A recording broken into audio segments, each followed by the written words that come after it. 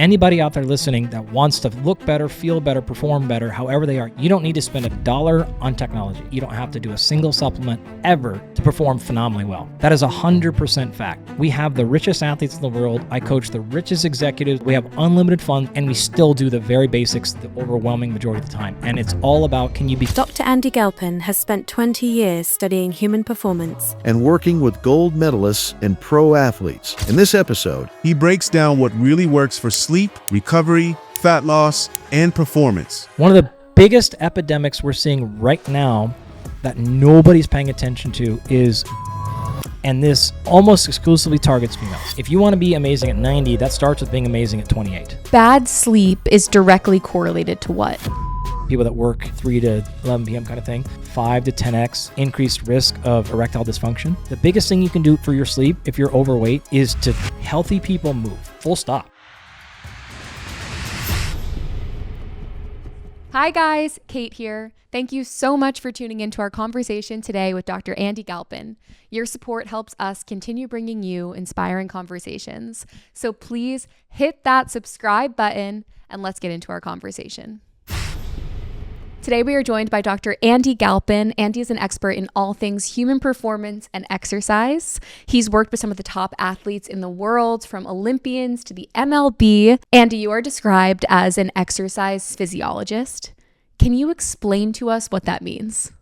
Yeah, I think it's the easiest way to understand it is it's just the science of the human body specific to exercise. So if you contrast this to like a medical doctor, so they have a doctorate or a terminal degree in medicine. And so this is disease, infection, detection, treatment, management. My take on the physiology side is the other end of the spectrum, which is what happens when we exercise, what happens when we try to perform at our absolute best. And so, of course, there's a Venn diagram. Health is health. A human body that is healthy can live, free of disease or as close as we can to it. They can also then perform at their best.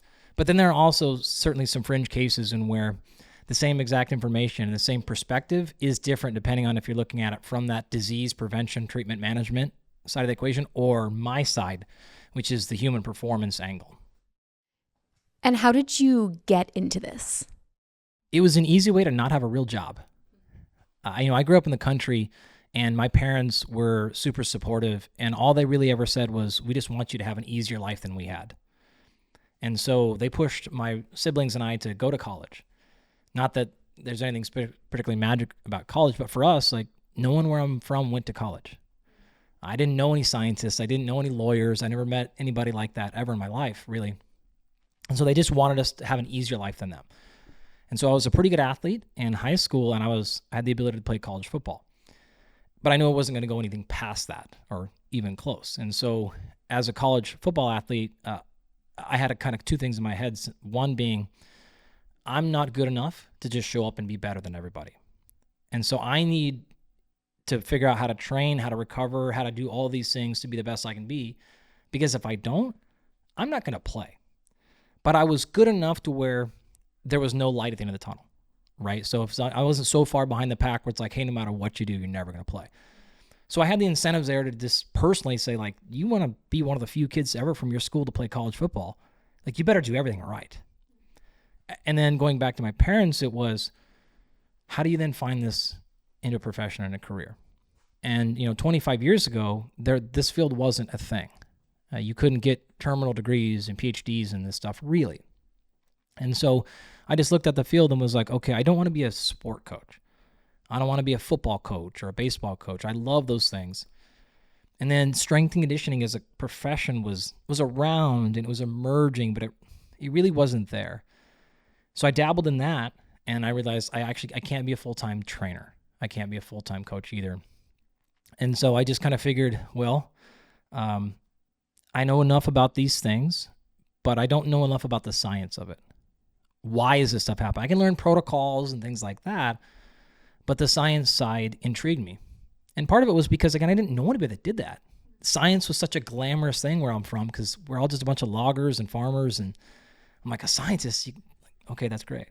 But it was super intimidating because everyone that I was in class with had been through AP biology or anatomy in high school. And I'm like, I was on a tractor in high school. Like, I have no idea what this stuff is. So it was very scary, but I was like, let's roll the dice and see what can happen. And so that story kind of ends with me looking at the field and saying, I'm not smart enough to be a medical doctor. I would not have got into med school. I would not have got through med school. And at the same time, like, I couldn't just be a full-time coach, but what if I could take a little bit from both sides of the equation and create a little bit of a balance here where I don't have as much scientific knowledge as the best scientists and physiologists in the world. I don't have as much on the field as the practitioners, but I have a crossover between both that puts me in a little bit of a unique spot. So I was able to craft a career where I blended that, and then coming out of college, finishing my PhD, I was really the only one around that kind of had that balance, and that enabled me to really build my career, 20 plus years later into what it is now. Yeah, and it seems like your career now, like everything that you do now and help other people with at scale, these are all things that you helped yourself with maybe as an athlete in college, right? 100%. Okay, so what are some of the fundamental things that you learned as a young kid that helped you become a better athlete? One of the biggest lessons as a college athlete myself was the realization that methods are many, but concepts are few. And when you're eager in this field, because you got to remember, the internet's not really around when this is going on. And certainly, in fact, I remember the first time I ever went on YouTube. These things did not exist, and you couldn't just readily pull up podcasts and information. So if you want to learn more about strength and conditioning, for example, you had to go to a clinic, and you had to wait 6 months, and you had to sign up, and like there's just so little access to this type of stuff. And so you would go to these things, and I'd be so excited. This new journal would come out, and I would magazine, you'd buy it, and you do this thing, and it's like a very specific methodology. And then you're like, great, that's it. That's how all the pros train. And then the next one comes out, and it's totally different. And then the next comes out, it's different, and you're just like, okay, now I'm just like totally confused on what to do. And you start to realize, you're like, oh, I can chase this rabbit hole of individual examples. And those are fine and great and helpful. But what is the concept? What's the central truth that's running in all these programs if they're all working? Because they look wildly different on paper. And when you start to identify those things, then I was like, aha, here's the moment. This is what they're all trying to accomplish. And they're going about it in different methods. Millions and millions and millions of methods that are there, but really they're only hitting the same 4, 5, or 6 concepts. That changed my life. And then another thing that changed my life even back then was, it's kind of cliche to say it now, but what we call, or what is referred to as first principles, right? It's like very business entrepreneur sort of thing to say, but it's a very similar idea where it's like, let's distill this all the way down to the bottom and say, if I challenged all assumptions, what is really true? Do I really have to do it this way? What if I did it that way? Like, what are we really understanding? What is just the lore that has been carried over from tradition? And what is a fundamental biological truth? And then how do I weave that into a system that allows me to have success in any domain? And maybe a more tangible way to say that is, I've been fortunate to work with loads of people, tons of athletes, but far more non-athletes than pro athletes. We've worked with 95-year-olds to 18-year-olds, plenty of men, women, probably 15 or 16 different professional sports at this point, fat loss, brain, performance, sprinting, endurance. And I get this all the time. It was like, how the hell do you know all the physiology of all those sports? And I'm like, I don't have to. I just have to actually know physiology. And then that can be deployed in any angle that a human wants it to be in. Because I'm not your skill coach, right? I'm not going to be the one saying, hey, this is the split we want you to run this first mile at.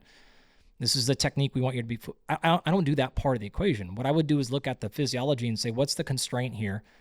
How can we maximize your physiology? And you want to use that to run better 5K. Great. You want to use that to just be able to run 5 days a week and not be hurt. I actually don't really care. That's your sport coach who's going to determine that, like, competitive decision-making and tactics and technical stuff. But I can just look and say, physiologically, your body is not responding to this. I'm not judging anything. I don't know why. I don't care. But I'm just objectively looking at it and saying, I realize that this approach worked for the other 600 friends of yours, but it's not working for your body and your physiology. That was the big unlock for me. Yeah, and I feel like sometimes people do very much so overcomplicate it, where they feel like their unique situation is really just unique to them and, not happening to anybody else. And I think it is so cool talking to somebody like you that works with so many people from all different age ranges that can say, yeah, it really comes down to these key things, and I'm sure, over the past X amount of years since you were a college athlete, you've of course learned so much. You've seen so many different studies come out. You've worked with so many people. But if you could think back to the, key things that you implemented as a young athlete while you were in college, what still stands true today? That's a great question, and it is the exact. I'll give you a parallel to football, only because I played that, and you're asking about me. But I'm telling you right now, we have helped people get to the top, literally the top of Mount Everest. We've helped people. A friend of mine, actually, Jordy, helped Ned run 1,000 miles on a track. All these things are the same, right? So for me personally, I still work with lots of NFL players to this day. What I did back then that worked is the same thing that I have my all pros doing right now. It's just the fact that they do it twice as fast and with more weight because they're better athletically than I am. So those tangible things are, it's basic stuff like if you were to look at any one of our programs, 90% of what you see, you'd be like, oh, that's boring. That's going to get 0 likes on social media because it is all the stuff you're saying. And I've argued this my entire career that if you literally did the Google 10 basic things of human health, it would still be the 95% most impactful stuff any human could ever do. You don't need to spend $1 on technology. You don't have to get a single red light. You don't have to do a single supplement ever, and you can win a world championship. I promise you that because I've done it. I can't tell you how many times. That is 100% fact. Anybody out there listening that wants to look better, feel better, perform better, however they are, you don't need to pay a single dollar into any of those things to perform phenomenally well.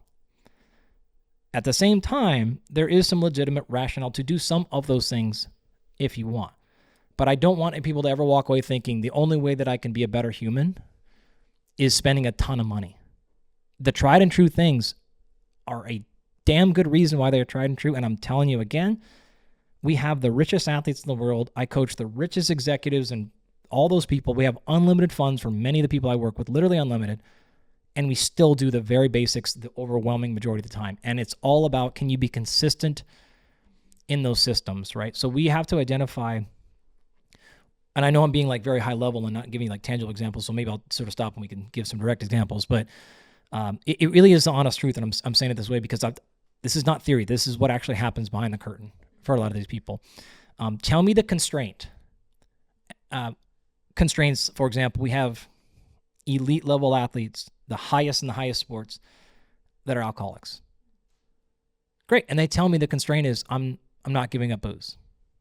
All right. I have other clients who give me all kinds of constraints. I'm not going to lift weights. Okay. I'm not going to, and you fill in the blank with like things you would think are the very basics, and they flat out say, I'm not going to do it. Whether it's because they don't want to do it personality-wise or it doesn't work with their family schedule or whatever. We have people that stay up late. We have people that wake up early in the morning. We have all variables there. That's not the stuff that matters. You tell me the constraint. All humans, we all have some constraint. We can't do it all. And then what we do is we work around and say, okay, how do we either minimize the damage of that, or how do we stack the deck with everything else?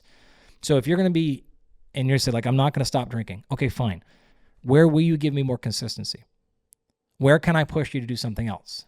Okay, you're not going to give up drinking, but you'll do something in the sleep protocol that we need, or something in our other aspect that would be probably pretty basic, but we're going to get triple, quadruple down on that. Hyper consistent and focused and dialed on that. It's not an exchange. It's not an okay. But if that's a constraint, I'm not going to ever be the one to show up and be like, like you got, okay, you tell me what's off limits. I'm never going to ask about it again. And then we're going to go based on those limits. So again, I know that was like super high level, and maybe give you some individual details if you have a particular question. But again, I think you can hopefully hear the passion in my voice there, because that is, I'm telling you, that is the honest truth of what actually happens. Yeah. And my favorite thing about listening to you as a health expert in particular is that you're constantly repeating that. You're saying, I don't want you to come away from this conversation and think you have to spend a bucket of money on X, Y, and Z products or X, Y, and Z things to achieve your highest level of health, and I think there's a lot of noise in the health space, and I can think of so many things that have popped up even over the last 2 years, year, but what I like about you is you really do strip it away and say, this is what you need to focus on. I want to go into specific examples, and I have one that's top of mind for me just because we were here at the place that we're currently filming in. We're at a company called Wheelhouse, and there was a party here the other night for NBA All-Star Weekend, and we were hanging out with Kevin Durant, and he's widely known for being a big smoker, right? Yeah. But he's also one of the top 5 players in the NBA. He's an incredible athlete, and, smoking joints doesn't seem to affect his playing. So that would be a constraint for him. Totally. I know a lot of people listening to this podcast enjoy a cigarette maybe a couple times a week or are, weed smokers. So I'm curious, when you are dealing with that hyper-specific constraint, and guys, we're going to go into other constraints as well that came to mind, but I just have to ask about this one because I'm so curious about it. When you're dealing with that type of constraint, how do you work with that type of individual? Okay, so I'll give you tactics and tactics both here. The high-level answer is, me personally, I'm just not going to bring it up again. He knows. Right now, shout out Kevin Durant, former Seattle Supersonic. And then they stole our team, you bastards. I don't know Kevin, but we do deal with a lot of NBA teams. We work with the entire Clippers down here, all that stuff. So we deal with this a bunch. In the NBA, that is a very cultural thing. And you go into other sports, it's not as much. They have other vices. Typically, you go to baseball, you're going to see much more drinking. You'll see a lot of painkillers. You'll see a lot of marijuana in the NFL. NBA, highly edged towards marijuana. Okay, fine. So number one, personality-wise, I'm not going to bring it up again. Great. Do you think he doesn't know? Do you think Kevin Durant doesn't know that, it's not an information issue? So, great, you're professional. All the things, fine. Walk away from that. Then we're going to go back to the things and say, okay, the primary thing we're going to look at there is mental health, right? So we're just as a checkbox there. There's emerging evidence on that. For some people, marijuana is questionable for mental stability. Doesn't mean anything about Kevin. Again, I have no insight on him. Doesn't mean it's bad or all, but we're going to run a quick evaluation on that aspect, right? And if we see anything, we're going to offer to work with any number of our cognitive enhancement tools, our sports psychologists, our mental health specialists, anything like that are on my team, if there's any potential there. And I want to be clear here. This does not mean necessarily he has anxiety or depression. The whole world of what we'll call sports psychology or mental performance is a very technical field, and that's not mental health. And so there's a ton of other stuff could be happening there. And so we could lean into either of those areas if you want to. He may have people on his team already that do that. He may not have any issues there. So again, we're just talking theory about somebody I don't know, right? So no offense, Kevin, at all. Let's blast past that. The second thing we're going to actually go to then is we know that there are tangible potentials for sleep disruptions with marijuana. And there's a conflicting science in that area. But you have to balance, and you'll see a similar thing for alcohol. You have to balance the legitimate exchange between physiology and life. And classic examples of this are, okay, if that is what he needs to do to manage some of the elite stress that he's under, at some point, that becomes an exchange that is worth it for him, right? Now, we'd have to look at the data. We would run the analytics and say, let's run really detailed sleep analysis. And at this point, here's what I'd say. If we have somebody like Kevin Durant, who's probably made, I don't know, in the stratosphere of $1 billion in his career, when we want to look at his sleep, we're not going to be using a $400 wearable, right? We're going to go all the way to the end and say, if we want to see something there, what is the most advanced science in the world for sleep detection? Turns out that's my company, Absolute Rest, but we'll leave that one aside. We would look at that, and then we would have analytical data and say, hey, Kevin, here's the data. What do you want to do? And he may say, look, okay, fine there, but when I take it away, actually too much anxiety or fill in the blank happens, and then we actually revert back. So there's a balance there we would look at, but my answer to you directly is I'm not going to give him any preaching based on papers and research. I'm going to just show him his data. Here's how remember earlier I said, it's all about you and your physiology. So if Kevin's teammate was doing the same thing, and we looked at both our data, and it was affecting one person more than the other, and then I'd tell him, hey, look, you do whatever you want. You both probably shouldn't do it this often, but here's your data. It's not working for you. It's working for you. Step 3 for that would be, okay, let's assume mental health checks out and whatever else. Let's assume it is having a tangible impact on his sleep or cognitive function or something like that. It doesn't end right there. The story doesn't have to be you're done. No, and it's not, and he operates at a obviously an incredibly high level while being an avid smoker. So I think like what I'm trying to understand from what you're saying is, there's these, as you described before, there's these 10 key principles. We can think of them like that, right? And I want to go into what those principles are. And, if there's one that is a constraint for you, then it's how can you optimize those other things to make sure you're achieving the highest level of performance? Yeah, because that third part of that answer would be, okay, well, what specifically is being impacted? And then what other tools do we have that can mitigate that impact? So we would then say, okay, great, you're going to continue to do this, and I'm making this up. Totally made up. I don't even know if marijuana would do this, but let's just say theoretically, marijuana reduced his lymphatic drainage during his sleep or stability or his fragmentation. Then we would say, okay, great. Here are 3 or 4 strategies which may offset that a little bit. And so these are not necessarily things that are going to offset the marijuana themselves, but it's the impact it's having on his neurology in this particular case. And we would try them. This could be supplementation. This could be a wind down routine. This could be thermoregulation stress we could do. This could be 1,000 different things we could try and say, okay, great. It's not as good as 0. But if that's a non-negotiable, then let's, again, work on objective information for you so that we're not guessing. And this has worked for me successfully in my career because it's no longer about me. It's not my philosophy. It's not my thing I'm selling. It's his data and then a bunch of scientific evidence on options, and we try them, look at his data, and is it working, is it not working? So when we have those kinds of opportunities, that's exactly how we would approach it. And so then again, he would be an adult and say, you make your decision, here's all the information. That my only job is to let you know what's going on in your body. But you're a grown adult, make your own choice. Right. So let's talk about the 10 principles that you highlighted before. What are those 10 basic principles to achieve your highest level of health and performance? Okay, I don't know if we're going to land on 10 exactly, so we're going to be somewhere between 6 and 30. But we're gonna rip the top 6. Yeah, we're gonna rip through as many of these as we possibly can. Right out the gates, it's very difficult to find people who live really long, successful, healthy lives who don't have some kind of physical practice. And I like that term over exercise because this can be done a bunch of different ways. You are obviously a runner. Fantastic. We have lots of literature. In fact, the laboratory that I came out of is arguably one of the most decorated running research labs in American history. You're talking all the way back to the original VO2 Max tests and Frank Shorter, the original research on carbohydrates and exercise in the 1960s and 70s, right? So I'm very versed in this field. Great. If you want running, awesome. If you look at other research on populations that don't do any structured exercise, but they have really high levels of physical activity, these are walking cultures. These are gardening cultures. These are farming cultures. These are just like real high physical activity.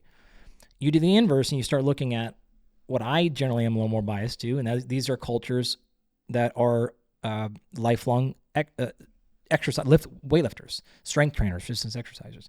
And what's really, really clear is you don't have to do one of those things, but you got to do something in this physical activity practice to live long and live well.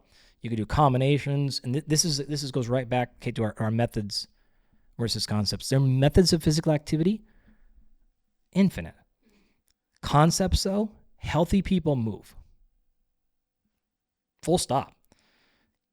If we can encourage people, and this is actually why when I get these like longevity questions, this is a position I always take on it because I'm like, look, the worst thing we could do is discourage people who are currently being physically active and have them think that their practice isn't good.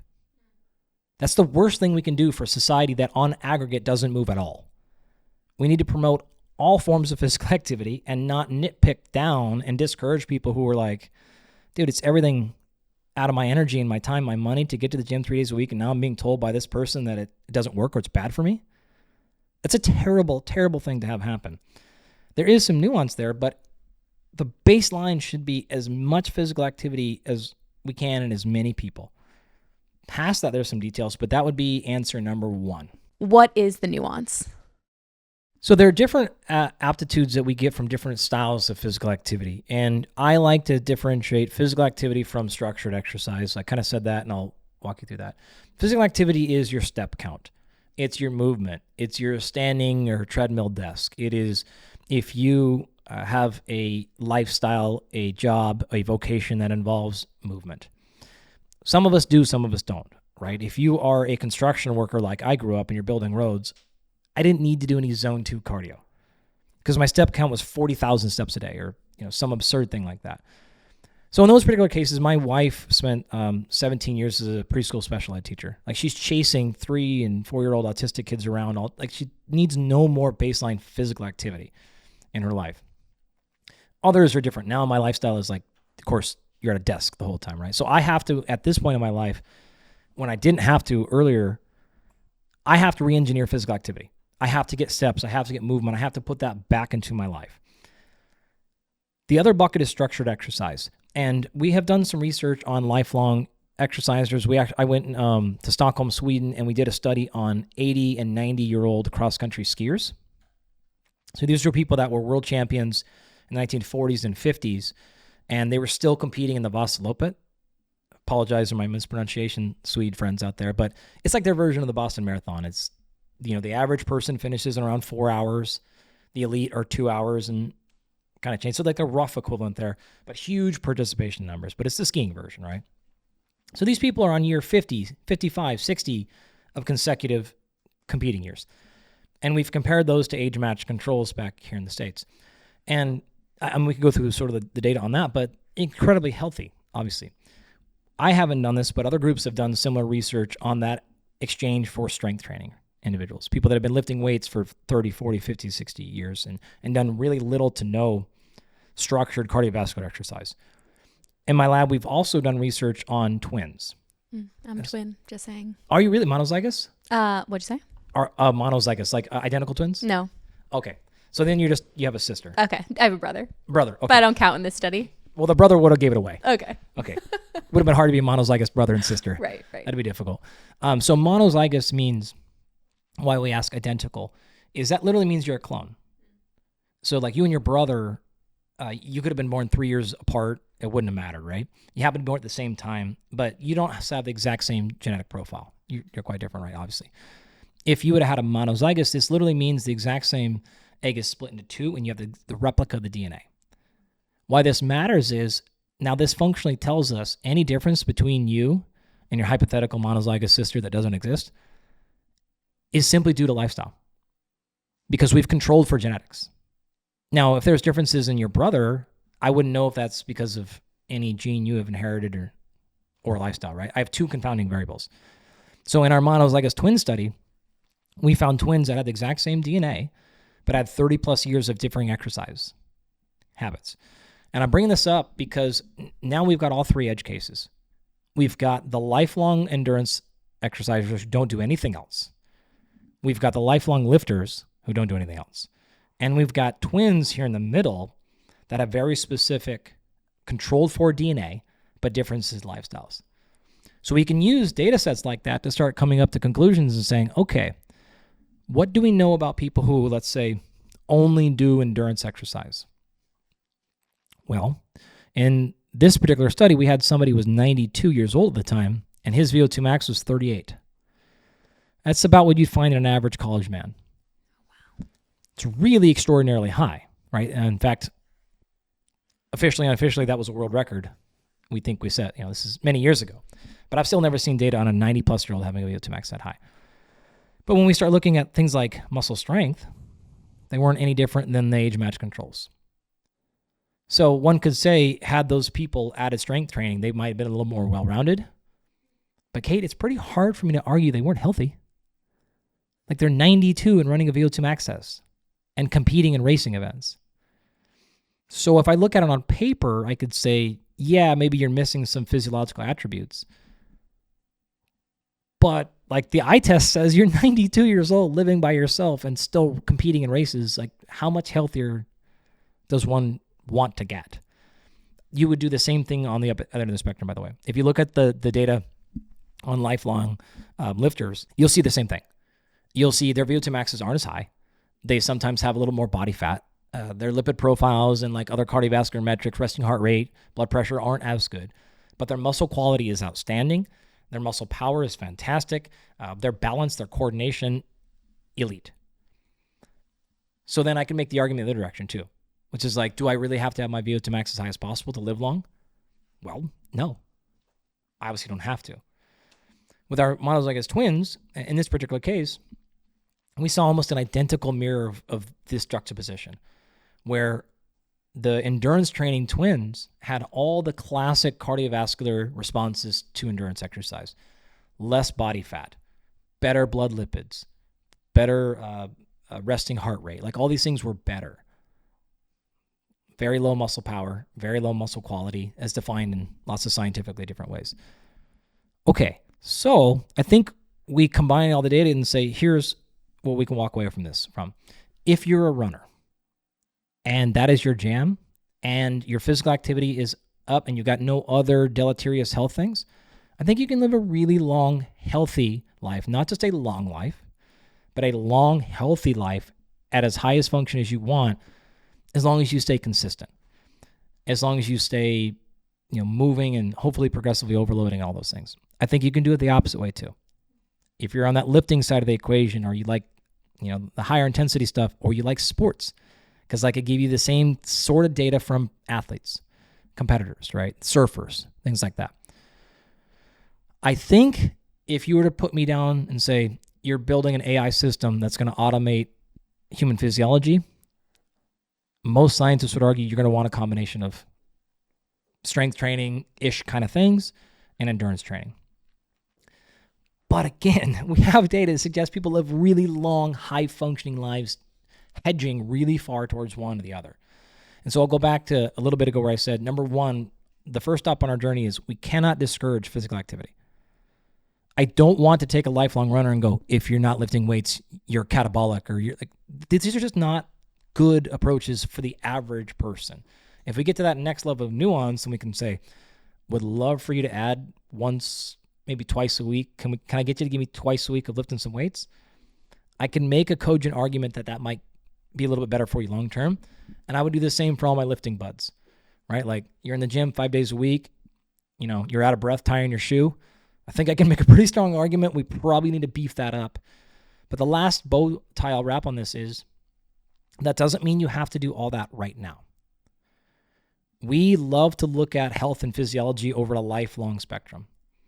And so if you came to me right now and said, hey, look, I want to go run a 10K. I'd be like, sweet. And you're like, all I have time to run is 3 days a week and I can't lift weights for 6 months. I'd be like, great. I would never chastise you for not lifting weights for 6 months. I'm like, dude, we got 60 years. We got so much time to lift weights. We can work on your flexibility. We can do all those things. We don't have to do it all right now, though. And so I really encourage people to have seasons, right? I think if your only modality of exercise is one thing forever, that's better than zero. If we can mix some things, but those mixes don't have to literally be every day or every week. We can run through seasons. It's like maybe you really focused on playing tennis for a while. Great. Lots of benefits cognitively, physically, cardiovascularly, muscle, joints, tissue, like reaction time, like all this stuff.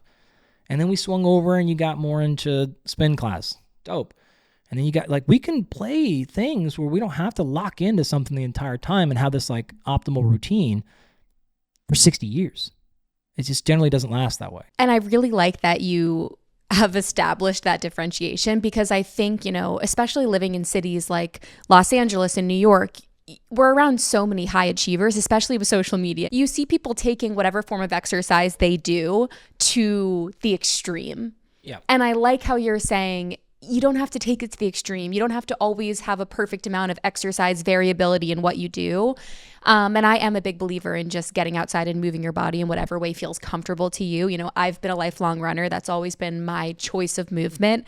But that doesn't mean that while I'm pregnant, I'm not weaving in, you know, Pilates classes and strength training just to mix it up a little bit, because some days in this current season of my life, I'm not feeling up to a 5-mile run, and neither is the baby in my belly, you know? And I love this quote that I had a trainer say to me once during one of my running interviews, which is, you can't be 100% all the time. She said it in the context of running. I loved it. You can obviously apply it to anything that you do in life when it comes to physical activity, but I thought that was really powerful. Yeah, you know, you've asked about these kind of concepts. Another one that we'll throw out a lot in the exercise science world, we'll call it periodization, but that's a fancy way of saying that 100% thing. So we typically see better responses when we have varied times of higher intensity and volume versus low. Now, that's really technical, like exercise science.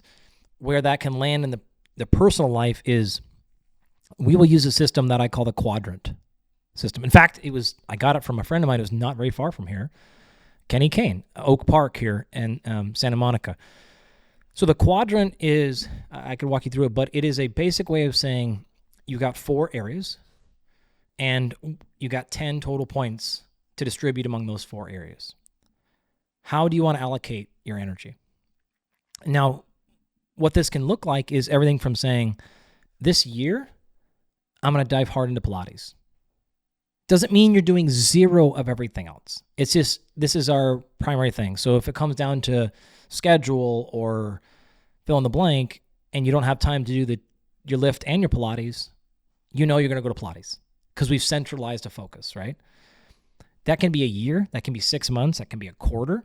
I generally think it's really smart for people to give the body at least 12 weeks, if you can, of like a central focus. That gives it time to actually build up enough, which is another one of our core principles here, what we call progressive overload, right? In your world, this is more miles, right? This is more tempo. This is more velocity or something like that, right?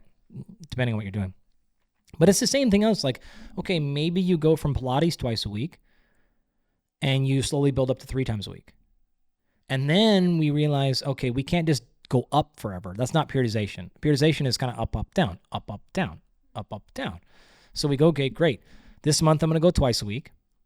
Next month, I'm going to go twice 1 week, 3 times the other week.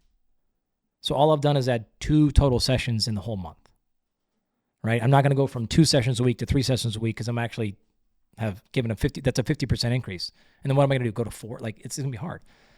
But what that does is allow people to look at it and go, boy, this month it's going to be hard. And I'm going to get after it. And I'm going to prioritize. But I know when that's going to end. Because life will get in your way. Like, life will win. Jobs and family. But if you go, no, I can't do that. Why? Because I got to get my run in. This is why competing in events is so critically helpful for people. If it's a walking 5K, I don't care. Find something that has a date and that has, this is the beauty of amateur running.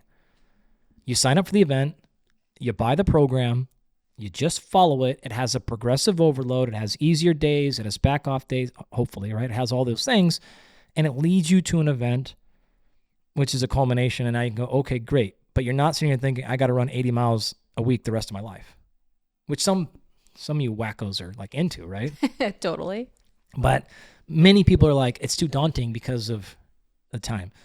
So personality-wise, some people find duration daunting. These workouts take too long. Some people find intensity daunting. Like, I can't go that heavy. I can't get my heart rate all the way up there. So just think about what's that reason that's going to get you to not train today? And just be conscious and aware of it, right? And then there's going to be the times when you need to just get it done. But when you have a plan like that, you can look at it and go, okay, I know that I have 2 really hard days a month. 2 days a month where I go hard and so I really don't feel up to it today. But I don't have to do this the next 25 days in a row. And it's much easier to go, okay, suck it up, like, go get this thing, because then I know tomorrow is the back off and whatever. If you feel like every day is the hardest thing you're ever going to do, then that's when people last 6 weeks because motivation wanes and they're just like, all right, our 30 days or whatever, I'm done. So Yeah, I really like the word daunting because I'm thinking of it in two ways. I'm thinking of the word daunting, just for somebody, like myself, that's always lived a healthy lifestyle, enjoys getting a workout in a day, but sometimes my work day's super stressful, and maybe going to a really hard HIIT class is just going to add more stress to my stress bucket, right? But then I'm also thinking about daunting in a way that, it's a new year, it's 2026, start of the new year, and we have a lot of people that set fitness goals for themselves where maybe they took a year off of working out. And the idea of working out in general is daunting, right? So let's talk about how people can lower that stress around working out and actually the importance of it. Yeah. So, talk to anybody who is going through or has gone through menopause. The word daunting, it's a sledgehammer. It's like everyone's, of course, will feel different at different times, but it can make the simplest things incredibly daunting when your physiology is just not giving you any help on those things. So this is an approach. This is a setup. This is a little bit of grace in the realization that there's the plan on paper, and then there is your life experience. And the first step in my equation here is don't make perfect the enemy of good. Like, just get something done. So that HIIT class is just not in the cards today for whatever reason. And for me, it's personally, probably not going to go through perimenopause anytime soon. But I will have I sat on the tarmac for an hour last night. Okay, like that was my time to train. So then I got back, there was this note. So instead of being like, great, I can't do my whole hour and a half workout, like, can I get 15 minutes done? Great. That's making good, not the enemy of perfect, right? So my first step on all those occasions would be that, like, okay, if you can't get the whole kit and caboodle in, can you at least show up to the gym? Can you walk? Can you do something there? That will have a couple of benefits. One is it eliminates the I failed.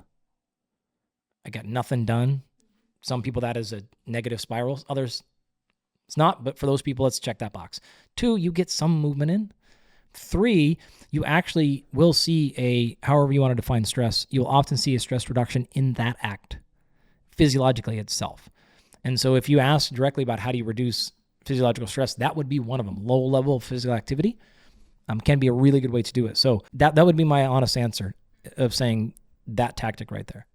So we're talking a lot about fitness, and I think when a lot of people think about fitness and moving their body and going to a HIIT class, going to a Pilates class, yoga, hiking, running, whatever it may be, strength training, they think about the aesthetics of it, right? I'm in my 20s, going to be in my 30s soon. I feel like everybody's signing up for a marathon. Everybody wants to look their best. We're all trying these new diets. But at the same time, we're talking about how, fitness and your overall health, it's not just for what you look like right now. Yeah. It's for how you're feeling at 75, 80, 90, so that you can be that 92-year-old doing that cross-country ski race, right? So what are people getting wrong when it comes to aesthetics and fitness? Big question. I like the term performance over longevity. I have many reasons why I hate longevity, but the easiest approach is it's not falsifiable. I have no idea what anything you're doing is going to actually impact you 70 years from now. I can promise you, though, we have a good evidence base behind things that make you look a certain way, make you feel a certain way, and physically perform a certain way right now. And those things do not have to compromise long-term health. In fact, they can augment it. So my answer to that is, let's take it from what's currently in front of your face. If you want to be amazing at 90, that starts with being amazing at 28. That's the reality of it, right? Like, let's not maximize and optimize for tomorrow. But if there's a particular way you want to look for aesthetic reasons or don't want to look, fine. We can engineer that. That's hard work, but it's not a complicated scientific issue. You want to feel a certain way. You want to feel more energy. You want to feel more focused. You want to feel whatever. Again, same answer. You want to perform a certain way. You tell me, how do you define perform? You tell me the rules of the game, and we have a large evidence base that says, okay, this is how we get to those things. And the only difference now with you and my professional athletes, I coach at the time right now probably 8 professional female athletes that are probably about the same body size as you. The only difference between you and one of those girls would be, at the end of the day, they're going to get in a cage in their underwear and punch somebody, and you're going to wrestle with your kid here pretty soon. So we're defining performance a little bit different, but it's going to be very, very similar, the entire approach to you. So how we go about that is really a function of what is performed to you and what are all those things you want, and then we'll just go at those individual tasks and tools. So the kind of question was framed like, what are people doing wrong about that? Well, we're overly concerned about metrics that are just giving us global insights. The way that we will call this all the time in the field is like the thing becomes the thing, right? Where you're like, okay, yes, VO2 max is important. Yes, grip strength is important. I mean, you could pick your metric you want there, but let's also not get lost in the weeds. There's no rational reason that I could say as a 20 whatever year old, late 20s, you said, right? Yeah. That if I take you from the 90th percentile in your VO2 max to the 95th percentile, that you'll live better or differently 70 years from now. There's no chance I can make that real argument. And if I did, I'd say like you do not understand, number one, stats, number two, science, number three, like exercise physiology at all.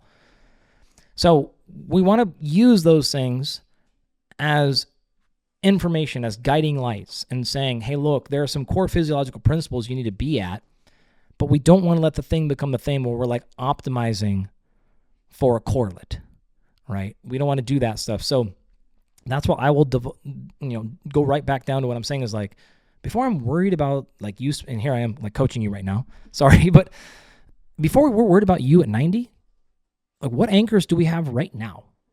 Right, we have one very clear one in front of us that we've got to get through, right? This is the most traumatizing event that general humans will go through is childbirth, right? In fact, one of the biggest, sometimes the largest cause of sleeping disorders in women is previous childbirth. So we have things that we look at you and go, okay, we know there's a bunch of hurdles either known or likely to come with you.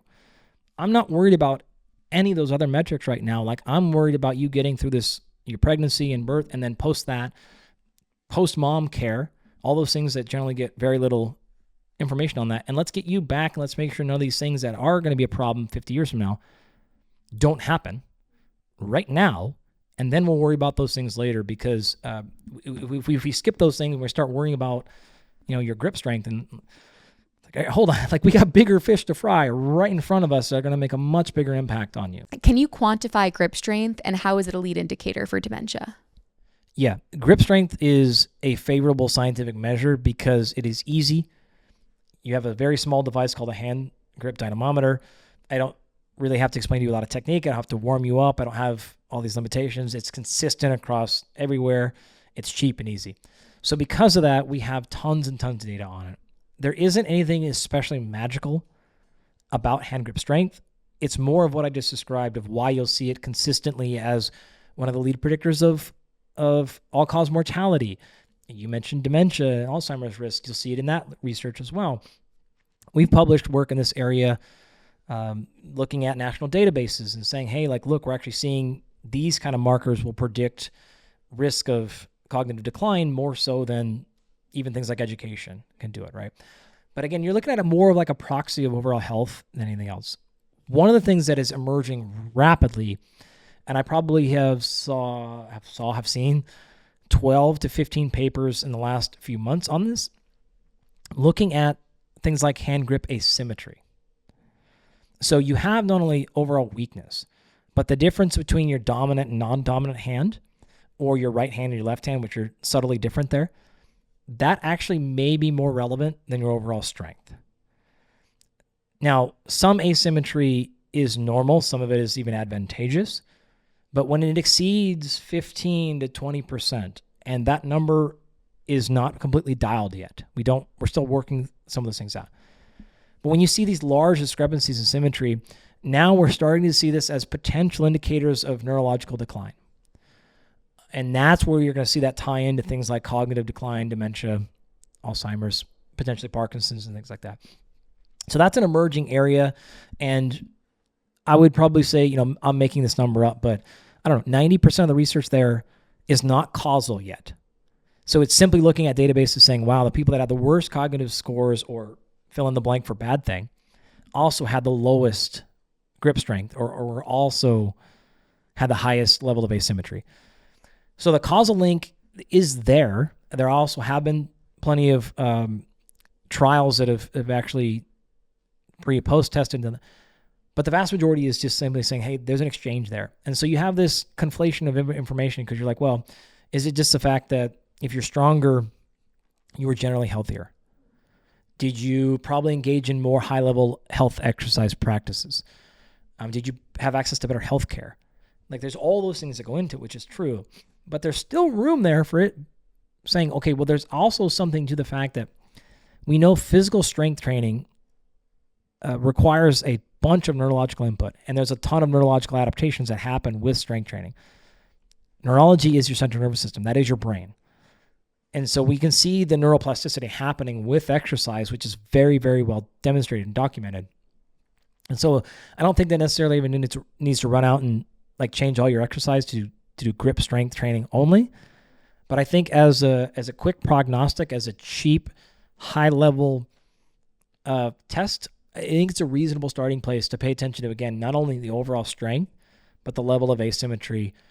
And I would also say this is just something we need to continue to pay attention to before we get overly specific about changing exercise habits based upon that score alone. Okay, so I'm pregnant. I'm 5.5 months pregnant. I'm having my baby in June. So when you talk about some of those things that we have to tackle right now, as a pregnant woman, speaking to the pregnant women listening to this podcast, and future pregnant women, what do we have to do while we're pregnant to set us up for success postpartum? Sure. Great question. I am not the expert in this by far. Okay. I could give you generality, so happy to do that, or we can punt that and maybe you can get a true expert on that one. I mean, when we were running around, one thing we did mention kind of quickly is there's excellent research on exercise. Women can do any form of exercise during pregnancy, and it's healthy for mom and baby. Up to them, right? You don't have to do it. You're not a bad mom if, like I've told this many times, but my wife was horrendously sick for both of our kids. Exercise was not even remotely option for her, like in either one of them. And she still feels awful about it to this day. But I'm like, you vomited all day, every day.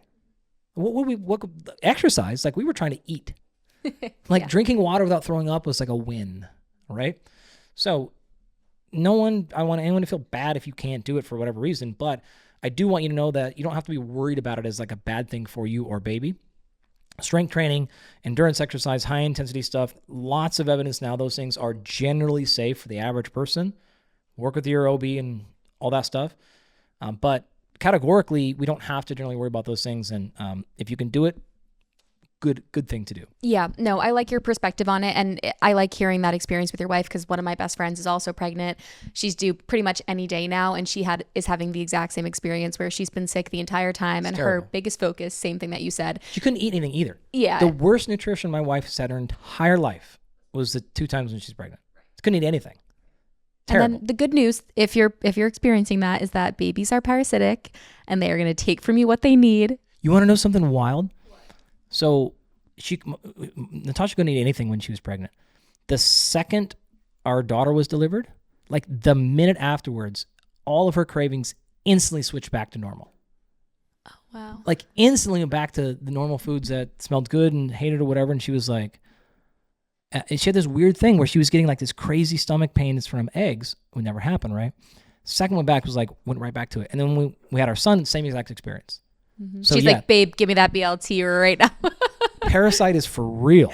It is. It's real. And my friend that's pregnant, like she was so nervous because she was like, I can't keep food down. Yep. And her doctor would say to her, don't worry, your baby's growing just fine. It's actually growing bigger than expected at this week, Yeah. So it's a tough gig. It's for sure. It is a tough gig. I would say working out for me during pregnancy has been more about the mental than it is even about the physical, because as a woman, your body's going to change. You can't help that, right? And that's for the benefit of your baby and your child. But mentally, it's like just going for that walk, getting that little bit of, as you said before, physical activity practice in has been a game changer. And this is a different season of life and it will be for every pregnancy, but it's just kind of a fun thing. When it comes to aesthetics, which we were talking about a little bit before, I know you kind of mentioned female wrestlers that you work with, right? You said something about women in the ring. Yeah. So do you work with a lot of people that are trying to lose weight through your methodologies? Yes. So I've never coached any bodybuilders or fitness or figure or things. So from the aesthetics in terms of like a professional, that's not what I do. My partner, Dan Garner, he does all that. So when people come to work with us and they want that, Dan takes all those things. But we have dealt with loads of people who need to lose fat, not for those reasons, but because either that's a personal priority, they want to lose fat, or two, because any of our athletes, male or female, that are in weight class-based sports, they have to have a certain number on a scale. So like we have to lose the fat in that particular case. We have to lose weight to this specific ounce on a specific day, and we have to do it in a way that allows them to still train really, really, really hard and compete. So we can't just crash diet down them to where they feel awful. In fact, we had one guy in our program last year, and he had come in on the program, and every metric you could possibly think of, from libido to every physiological marker, like he had actual clinical anemia. This is a male, which is like really uncommon to get, because he was eating like 1,000 calories a day in a 20-minute span on one meal a day for 9 months. So like he was hammered physiologically, trying to get as lean as absolute possible. Couldn't move, couldn't finish a sentence without losing his brain, like couldn't complete a sentence. Super irritable, couldn't do anything, was just like laying around the whole day on stimulants, waiting to just get to his 20-minute feeding window. And so we're like, okay, you're 8%, which is like not even that super lean for a guy, and like you're dying, and you're 35, and like we're gonna send you to the hospital, sort of thing, right? So there are better and worse ways to lose weight, is my point to that, and we can't afford to do it in a way that just crashes your whole life. It's like my point I'm trying to get at. In his case, physiology and his life and his productivity. So yeah, would not say that we do the physique thing in terms of maximizing look on stage. Where we look at it is we have a program called Optimum Muscle. And so in this, we're looking at all those things, but we run a full body MRI on people, and we don't do it for cancer. And I'm not looking at torn ligaments. What we can actually do is we can image 140 individual muscles on your body and create a 3D model of you. And so we can use that, and we can look at things like symmetries. Is your right vastus lateralis, like the outside of your leg, is that muscle bigger, smaller than the left one? Are there imbalances front to back? Are we seeing fat infiltration in the muscle itself? Are we seeing scar tissue or things like that? We do that because we can also get bone mineral density and total body fat and things like that. We like that method because it gives us a much more specific sense of not just how much fat or muscle you have, where is it specifically being distributed? And that is much different than what most people will use commonly, like a DEXA scan. I mean, like lay in the bed and it kind of tells you how much muscle you have and fat. That's like very general. So when we have people that come in for aesthetic goals, we like that Optimum Muscle scan much better because now I can look at it and go, okay, it's not actually your shoulder. It's this specific part of your shoulder. Or it's this shoulder, it's actually your trap that's being pulled up, and that's making your shoulder look smaller. And so one of the things you'll see in the visualization, the aesthetics world, it's not necessarily the muscle per se. It can be, but it can be the position of the joint. So another muscle is rolling your shoulders forward, for example, that makes your pecs look small. All right, okay, so you actually need to actually change something in the posterior side to actually roll it up, and the pecs themselves would look bigger in this case, like probably not the best example for your audience, but we could do this for any, I'll give you one for the abs. Abs are super easy for the exact same thing. You may not have a big belly at all, but if the position of the core is anteriorly tilted, then it'll make the stomach poof out. Interesting. So it's almost by understanding your muscular breakdown of your individual body, you can then focus on the aesthetics of what you actually look like. Yeah. Because remember, what you're thinking about here is like you're saying you want to look a certain way or not look a certain way, right? Because aesthetics is a two-way option. And then people default to either I have to add muscle or lose fat. But the reality is I'm like, you want to look a certain way, right? So go in the camera, take a camera of yourself from the side and arch your butt way back. Stick your chest way up in the air, like turn it, you look very different. If I move your body position, you look different. So I may not have to actually have you gain any muscle or any fat at all, but if I can change the way your skeleton is stacked on itself you will physically look different because you're pulling a certain muscle into place and there. So the abs are the best example. Like when we, okay, so there's like a couple of main cores of your abs, right? The front, kind of your six pack, rectus abdominis. Then you have your transverse abdominis, which is like this belt, and your obliques on the side, right? A lot of people will make this mistake because if you do a bunch of oblique stuff and those things get larger, that actually makes your the side of your ribs go out more. And so you're like, I'm doing all this ab work and I'm trying to get my, like this, the V-shaped thing. But you actually, if you're hypertrophying those muscles, you're going to make it more of a blocky, squared look. I've heard that. So that doesn't mean you want to not do them, but it's the appropriate understanding of where you're at in position there. So it's all those things that go into it, which is, again, really detailed way to go about it. But when the question of aesthetics comes up, like that's how we look at it.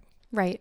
It is so interesting because, I have friends that, like, one of my friends is a nurse, and whenever it comes to training, and she definitely goes in seasons training and losing fat and, getting really lean. But it's so cool talking to her because she leans so heavily into the physiology and the science of it, where she's, weighing her food and looking at her macros and really looking at body composition. Versus me, it's like when I'm working out, I'm kind of just like doing whatever feels good and like going for a little run, Sure. But like I'm never ever am I going to measure the weight of my food. And like, but it is so cool because she's able to see results like that. Yeah, for sure. There's the personality wise, I like to describe athletes or clients in kind of three buckets, but I'll just give you two: bakers and cooks. Are you familiar with the difference between baking and cooking? No. Okay, if I just asked you right now, like I am familiar with it in the terms of like, okay, baking, I'm making a cupcake, cooking, I'm making a chicken. Okay. Amazing. Yeah. So if you're making a cupcake and I said, okay, just pull something out of the kitchen, go make me a cupcake. Or go make yourself a cupcake. And I gave you no recipe, no ingredients, no measure. Are you culinarily skilled enough to go make a cupcake emerge? Absolutely not. I would say, where is the boxed carton that I'm making this cupcake out of? Sure, right? If I said, great, there's a chicken in the fridge. I could do that. You could do that. Why? Baking is chemistry. You can't exchange baking soda for baking powder. You can't exchange a tablespoon for a teaspoon. You will not have a cupcake. You'll have a soup in the thing if you. Cooking is not that. Cooking is concepts, right? Put a little fat in there, put some salt in there, put some different. Okay, great. Like it's conceptually there. So when we think about this in terms of personality traits, I would say in general, if I said here, you know what, like you've been so fun to hang out today, I'll put you through a whole program for free. Now you can do this in one of two ways. One way, I'll meet with you like once a month, give you some ideas, and then we'll check back in. The other way, you're going to call and report. You're going to weigh everything you eat. You're going to take a picture of it. You're going to text it. And every day after you text me, I'll text you back exactly what to eat. And we're going to do that for a month. There's no in between. Which one would you pick? Probably the second one, right? For me? No, you personally. What would one you pick? Same price point, either way. Nothing else matters. It's free either way. I mean, I would have to go with the one where I'm talking to you more often. Because then at least after the first month, I could then go on to doing it once a month on my own, right? Okay.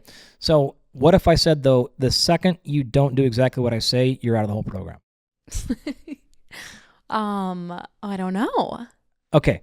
So if you're at home listening, you probably know your answer already, right? If you are a baker, you like the precision.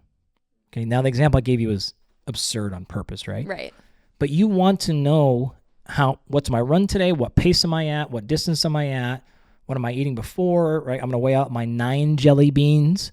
I'm going to have my 3.2 ounces of water. Like, you want that precision. And if I were to not give that to you, and if you're listening at home and I was like, okay, I'll be your running coach and I'll be your nutrition coach, we'll do it. And I'll just be like, okay, go out and run an easy pace today. And you're like, no, that's not, I'm like, no, just run an easy pace and like fuel a little bit, have a little bit of carbs, and you'd freak out, be like, that's not, you'd hate it, right? You'd fire me, say the worst reviews on Yelp for Andy ever, right? Because you want precision. If you're a cook and I give you that level of precision, it's suffocating.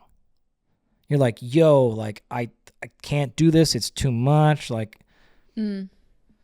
So I can't coach a baker, even if my personality trait is to be a cook. I can't coach a baker like that because they need the level of detail. I can't do the opposite to the other person either, right? So your friend She's is a baker. obviously a baker, Mm. right? Even if it didn't matter if she ran 6 or 5 miles today, she still wants a plan. She wants a thing that can measure, right? Where you might be like, hey, look, Kate, you're out of the program. Like, you're gone. You're no longer friends with us. Yeah. If you don't run exactly 5.2 today at an 8-minute, 30-second pace. You're like, yo, I just like want to go But exercise. here's the thing. If I'm paying for the program, I will be a goddamn baker. So that's like where my perspective was. I'm like, Right. okay, well, you're telling me this is an out-of-pocket spend. I'm going to do whatever you tell me to do, right? So here's the funny part. The number one predictor of successful nutrition and exercise programs, adherence. Right? The number one predictor of how effective a program is. It is not calories. It is not intensity. None of those things will predict any remote level of success. The only thing that will significantly predict how effective any health intervention program is adherence. So when I go to my cook or my baker thing, the first thing I'm trying to figure out is what is going to be the strategy that makes you most adherent? So even if I gave you light guidelines and you didn't run the best running program in the world, but you did it more, that'll be a net win over me giving you a hyper-structured program. The exact opposite would be true for your friend. So I'll make up, 9 jelly beans. Oh my God, I had 7. Oh, fuck, we screwed up. Damn it. Oh no. Like, doesn't matter, right? But like, because that's what she needs to be able to execute the plan, right? So you need to put people in a position to be able to be successful. If you put a cook in that level of detail and they can't be successful because it's too suffocating, right back to the overall beginning, right? Now, the number one way to get people more adherent on their fitness habits, pay. Oh, so I made a good point there.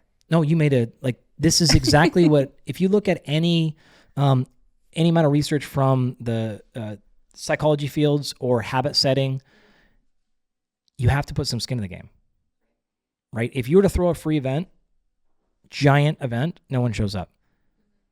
You charge $1,000 for it, people will show up, right? Okay, so the trick then for habit setting, for fitness stuff, you got to put some skin in the game. You have to hire the coach. A lot of times, like, it's really popular now to make public declarations. Hey, audience, I'm going to run this for accountability. Like, I'm going to do this race. Like, there has to be some public embarrassment, some financial, like some other commitment you made to, you'll see people do things like, I'm doing this for blah, blah, blah, whatever the case is, right? That's why I signed up for the event. It doesn't matter that, but like now I have a date. So there has to be something on there. The average person who will just kind of like exercise whenever, if you like to exercise, great, you'll do it. If you're not, that system will fail. That system will fail. So I would tell that person, go buy a program. Don't get one. You know, it's actually, okay, sorry, one more thing on this. Like 5 years ago, most of the companies in this like human health space got killed because everyone went to LLMs. What does that stand for? ChatGPT, AI, right? I'm not going to pay you a nutritionist to write a program anymore. I can just get this on ChatGPT. I don't need a running coach anymore. I'll just get a program. Here's all my... And so all these companies got killed because everyone was just going to LLMs because they went from like, why am I paying this coach $150 a month? I could just throw all this into Grok and get it all for free. And now we're seeing the exact opposite trend already. People are flocking back to coaching, even though they could get the same thing.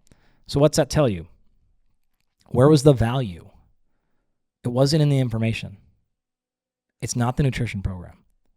It's not the running program. It's the accountability to a coach. And so what we're seeing is that all failed in droves. It's not working. And so people are going, I know I can get that, but like, I kind of just like talking to Kate a couple times a week. And like, I like the way she motivated me. And I like how she supported me or told me I was being lazy or like whatever the case is, right? Like I felt connected to a human there. Doesn't work for all people. I think the story here is if you don't have the ability to hire a coach, whatever, like you can get some of these things done on a DI. I told you never have to spend $1 to be healthy, ideally. But if you're the type of person who's like, I'm just sort of struggling, I'm kind of going in and out of programs, I pick it up, if you can afford it, get a coach. Yeah. And then, the beautiful thing about coaching and being part of a program, I've always found is that when you're a part of a program like, one that they would be in if they signed up with you, is that not only are you a part of a program that you now have this accountability partner that is your coach, but you also have this entire community that's also plugged into this program that you can now tap into and use as a free resource. Totally. I mean, that's why CrossFit blew up. Right. Oh my gosh, yeah. And CrossFit, I even think of like a more micro level, but one of the first people I interviewed on my running interview show was the founder of West Village Athletics, which is a small, actually I think it's growing in Manhattan, but it's basically like a cohort gym in the city where you get assigned a group of people. It's like, say you're a 6 a.m. or a 7 a.m. or 5 a.m. or whatever it may be. You work out with that same group of 25 people or whatever the number is every morning. You hold each other accountable, and it's a really real thing. Yeah, I mean, there's a reason why Runner's World and Strava and like these things have huge numbers in Peloton. Like you want to, even if you're doing it from home, you still want to see your friend, even if it's your online friend or your real friend or that community. You're totally on board. That's one of the next biggest predictors, by the way, of successful adherence is community. That's why these companies work so well. And I don't know if you've also saw the data too recently on at-home gyms. No. We just published this about a month ago. We had a large database of resistance exercise folks. It was like 10 million data points or something like that. 10-year data set from a wearable device. What's really clear in our data set, and it's actually really true in the field, at-home gyms don't work. They don't work for me. I can't. I love it. You do? I refuse to go anywhere else for mine. Okay, I can do an at-home workout, but I have to do like an app. Yeah. And one of my favorite apps is Soto Method. I talk about it all the time, but it's not community driven, but at least you feel like you're working out with somebody. Totally. But if I have a treadmill in my house, I'm never getting on it. No, nobody will. People, unless you're like, again. So you're an anomaly. Yeah. I love it. For me, like that's the only time I have to not engage with the world. But for the vast majority of people, that's when they want to engage with the world. So yeah, at-home gyms are failing miserably, and people are going way back towards in gyms or other things like this because it is much more effective for the average person. Let's talk about running. I realize we're on point number 1, by the way. I know. Also, yeah, guys, we have to circle back to the points. Do you want to go to your next point? No. Let's. Well, you brought up a second point too, though, right? Where you're like, okay, this is point number 2. I threw in a bunch. There's a lot of stuff. There's a lot. Okay, running. You mentioned VO2 Max a few times. Can you break down for us what a VO2 Max is? Sure. Technically, it is the volume of oxygen that you can bring in and utilize for exercise. It's got a central and peripheral component. This is a fancy way of saying, technically, the equation of it is cardiac output multiplied by AVO2 difference. So here's what that means.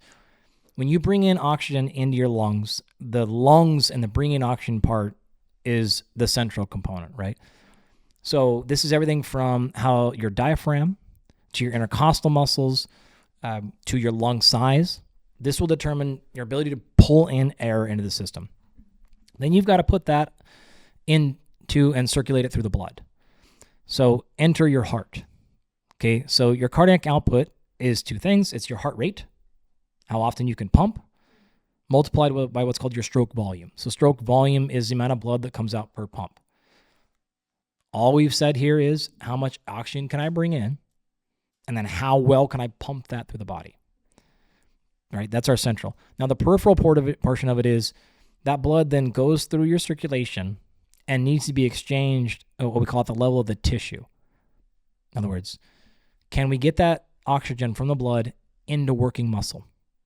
Then can we get the waste product, CO2 and others, out of the tissue, into the blood, put that back into circulation, put that back into the lung, and then exhale it.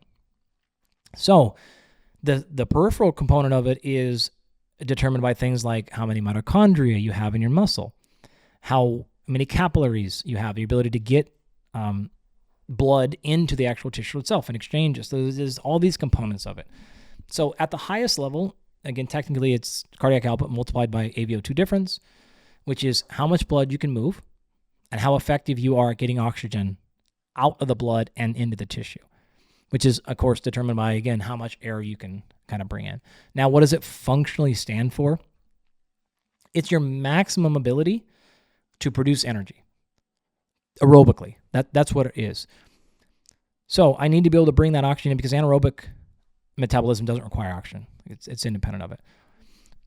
What we generally use it for, though, are things like we've already sort of discussed quickly its relevance to longevity, and we can speak more about what it does and doesn't tell us actually about health. From a sport perspective, this came almost all from the endurance world. So if you look at, in fact, the vast majority, or in large part rather, of the things we think about exercise science comes from an endurance space. The first 3 or 4 generations of scientists and laboratories were runners, cyclists, and swimmers. Right? This is the backbone of exercise physiology. It's like you start off asking me what that even is. The backbone of it is those sports specifically. You had these really amazing things like most people are aware of Roger Bannister breaking the 4-minute mile in 1954. You're probably not aware, though, that a couple of years later, you had the launching of things like the American College of Sports Medicine, and you had a bunch of research laboratories now exploding in this area of exercise physiology. That's where it all started. You then had the running boom, the marathon boom in the 1960s and 70s, and then we finally got women allowed to run, and then we had the female boom past that. So most of what we actually know in exercise science is because of that 40 or 50 year window that was almost entirely based on steady state endurance sports or similar. So VO2 Max was popularized in those circles. And the way I'll finish this is the big thing people were trying to figure out in the 1970s, led by people like Frank Shorter and Steve Prefontaine, is trying to figure out, like, why do some of these guys win? Like, how is Frank Shorter winning and beating Prefontaine, or the opposite? And they're doing it in very different ways. And so they're trying to figure out, like, which of these things predict endurance performance. VO2 Max is one of the ways, but it is not the only predictor of performance. And so we've known this for many years. And in fact, the longer you extend the distance, if you look at the research on endurance, like ultra endurance, ultra marathoners and things like that, they don't necessarily have higher VO2 maxes because it's not the predictor of ultra endurance performance. It doesn't determine if you can run 100 miles well, right? It's not going to make you run those things any better. What determines if you can run 100 miles is a whole bunch of other stuff, not your maximum aerobic capacity. You'll probably see, I actually don't know if this is still true, but you'll probably see the closest direct tie to like the 1 mile run. Okay. That's going to be your most equivalent thing to a VO2 max test. So people who have a higher VO2 max are probably going to do better at the 1500 meter or like equivalent sort of, 4 to 8 minute endurance events that are going, because you got to go fast. Like you're running really fast in those things. So technically that's what it is. Scientifically that's what it is. And then practically kind of how it's used in the sporting realm is in those different ways. So what we generally think about VO2 max is it's like a check engine light in the sense that if you exceed a certain number, most sports, when you exceed that number, you don't do any better in the sport. But if you're below that number, it is problematic. And so what we kind of look at is like, where's that number in every individual sport? Make sure you're there. And then we don't need to go past that per se. But if you are low, then this can become problematic. And that same thing is actually true for health. So what is the VO2 max range that you are supposed to be in? Impossible to answer because it's, so you can actually look at VO2 max in two ways, absolute and relative. I'll just say relative to simplify. So what I mean by relative is it's the milliliters of oxygen that you can bring in and utilize per kilogram of body weight per minute. So if you're a bigger person, smaller person, we try to take that into account and say, okay, as a starting place, there was actually some breaking news about a week or two ago that another Norwegian group claimed that they finally had somebody crack the 100 mark. So a guy had a VO2 max of 101. Now, this has happened a bunch of times over the years. And then eventually comes out, it's like, well, the machine wasn't calibrated or like whatever. But if it makes you easier to understand, think about VO2 max on a scale of 0 to 100. 100 is about the highest, 98, 95, like something like that. Now, if you are a very high level endurance athlete, you're probably in the mid 60s to 80s. There are some people who are in the 80s, kind of 90s, but again, that's like, you can win a world championship in the marathon with a VO2 max of 70. You don't have to be 95. Right? You can break world records in all these sports, right? Now, for women, you have to pull that number down by about 10%. So VO2 max in women will always be lower for reasons like the actual physical heart size. So even when you equate for physical body size and lean mass and things like that, it's a little bit different. So women are going to be a little bit lower. And then as you scale that down, you say, okay, the average non-athlete, the other part of the reason why this is hard is it scales with age, right? So you have to have like a sex and an age specific kind of calibration there. But if you want to just kind of have some buckets or some kind of flags to play off of, generally females 35 and above is like probably what we call healthy. There is a number that you'll see commonly, and we saw this in our research too. When women get below 15 milliliters per kilogram per minute, that's what we call the line of independence. What that means is it's hard to live by yourself if your VO2 max is 10, because activities of daily living, laundry, walking, they require a VO2 output of like 5 to 8 to 9. So now activities of daily living are like you running at 80%, 90% or higher. So it becomes very, very difficult. So if we want to just frame this as like 15 is like the lowest number you can be as a functioning human. Above 35 is probably a pretty good number for kind of the average female to be at. And it would be pretty rare to see a female above 65. Right? Has happened. Like Radcliffe was notoriously super high. She was, just an absolute monster. But those would kind of bracket your numbers roughly. Right. So it seems like VO2 max is something that you kind of have to have your finger on throughout your whole life, because when you talk about the line of independence, as you get older, if you want to be somebody that's strong and able to live on your own and live an independent life at 75, 80, you do have to be a little bit focused on your VO2 max. Depends on how you define focus. You should be aware of it, roughly. Now, you don't necessarily have to go to a lab and get a VO2 max test done at a hospital. You can do this 1,000 ways for free. I mentioned earlier, but a really similar equivalent is what's called the Cooper's test. It's a free 12, you can just run around the track basically in 12 minutes. Look at your heart rate. There's all kinds of prediction equations to it. 8 to 12 minute test is typically it, and you can get it. Wearables are not particularly good. The wearables that come from companies that specialize in these areas are better.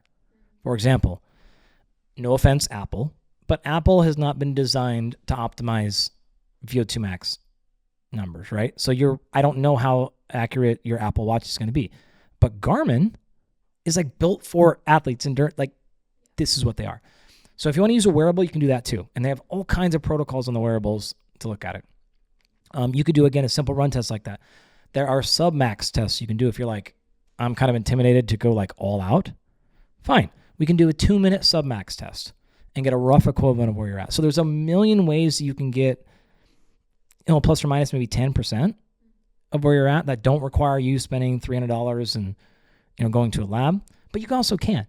Like $300 is not nothing, but it's also not like the highest medical bill anyone will Right. It's ever not 1,000. have. Yeah. Yeah. It's not 10,000, right? Yeah. So you can do those things. So I think the way that you framed it is reasonable. Like we should probably have a pulse of it, but I don't think people should be freaked out about making sure that they get a VO2 max done every quarter. Right.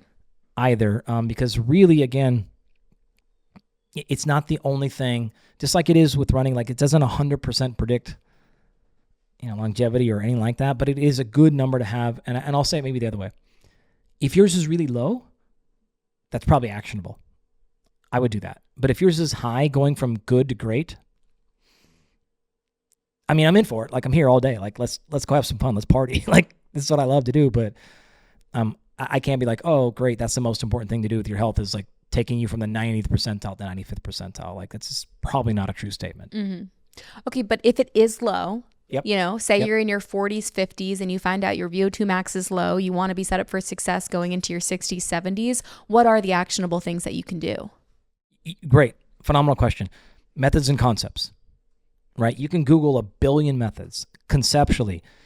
The reason it's important to understand physiology is remember what it is. Your ability to bring in and utilize oxygen. There's a principle in exercise physiology that's called SAID, S-A-I-D, specific adaptation to imposed demand.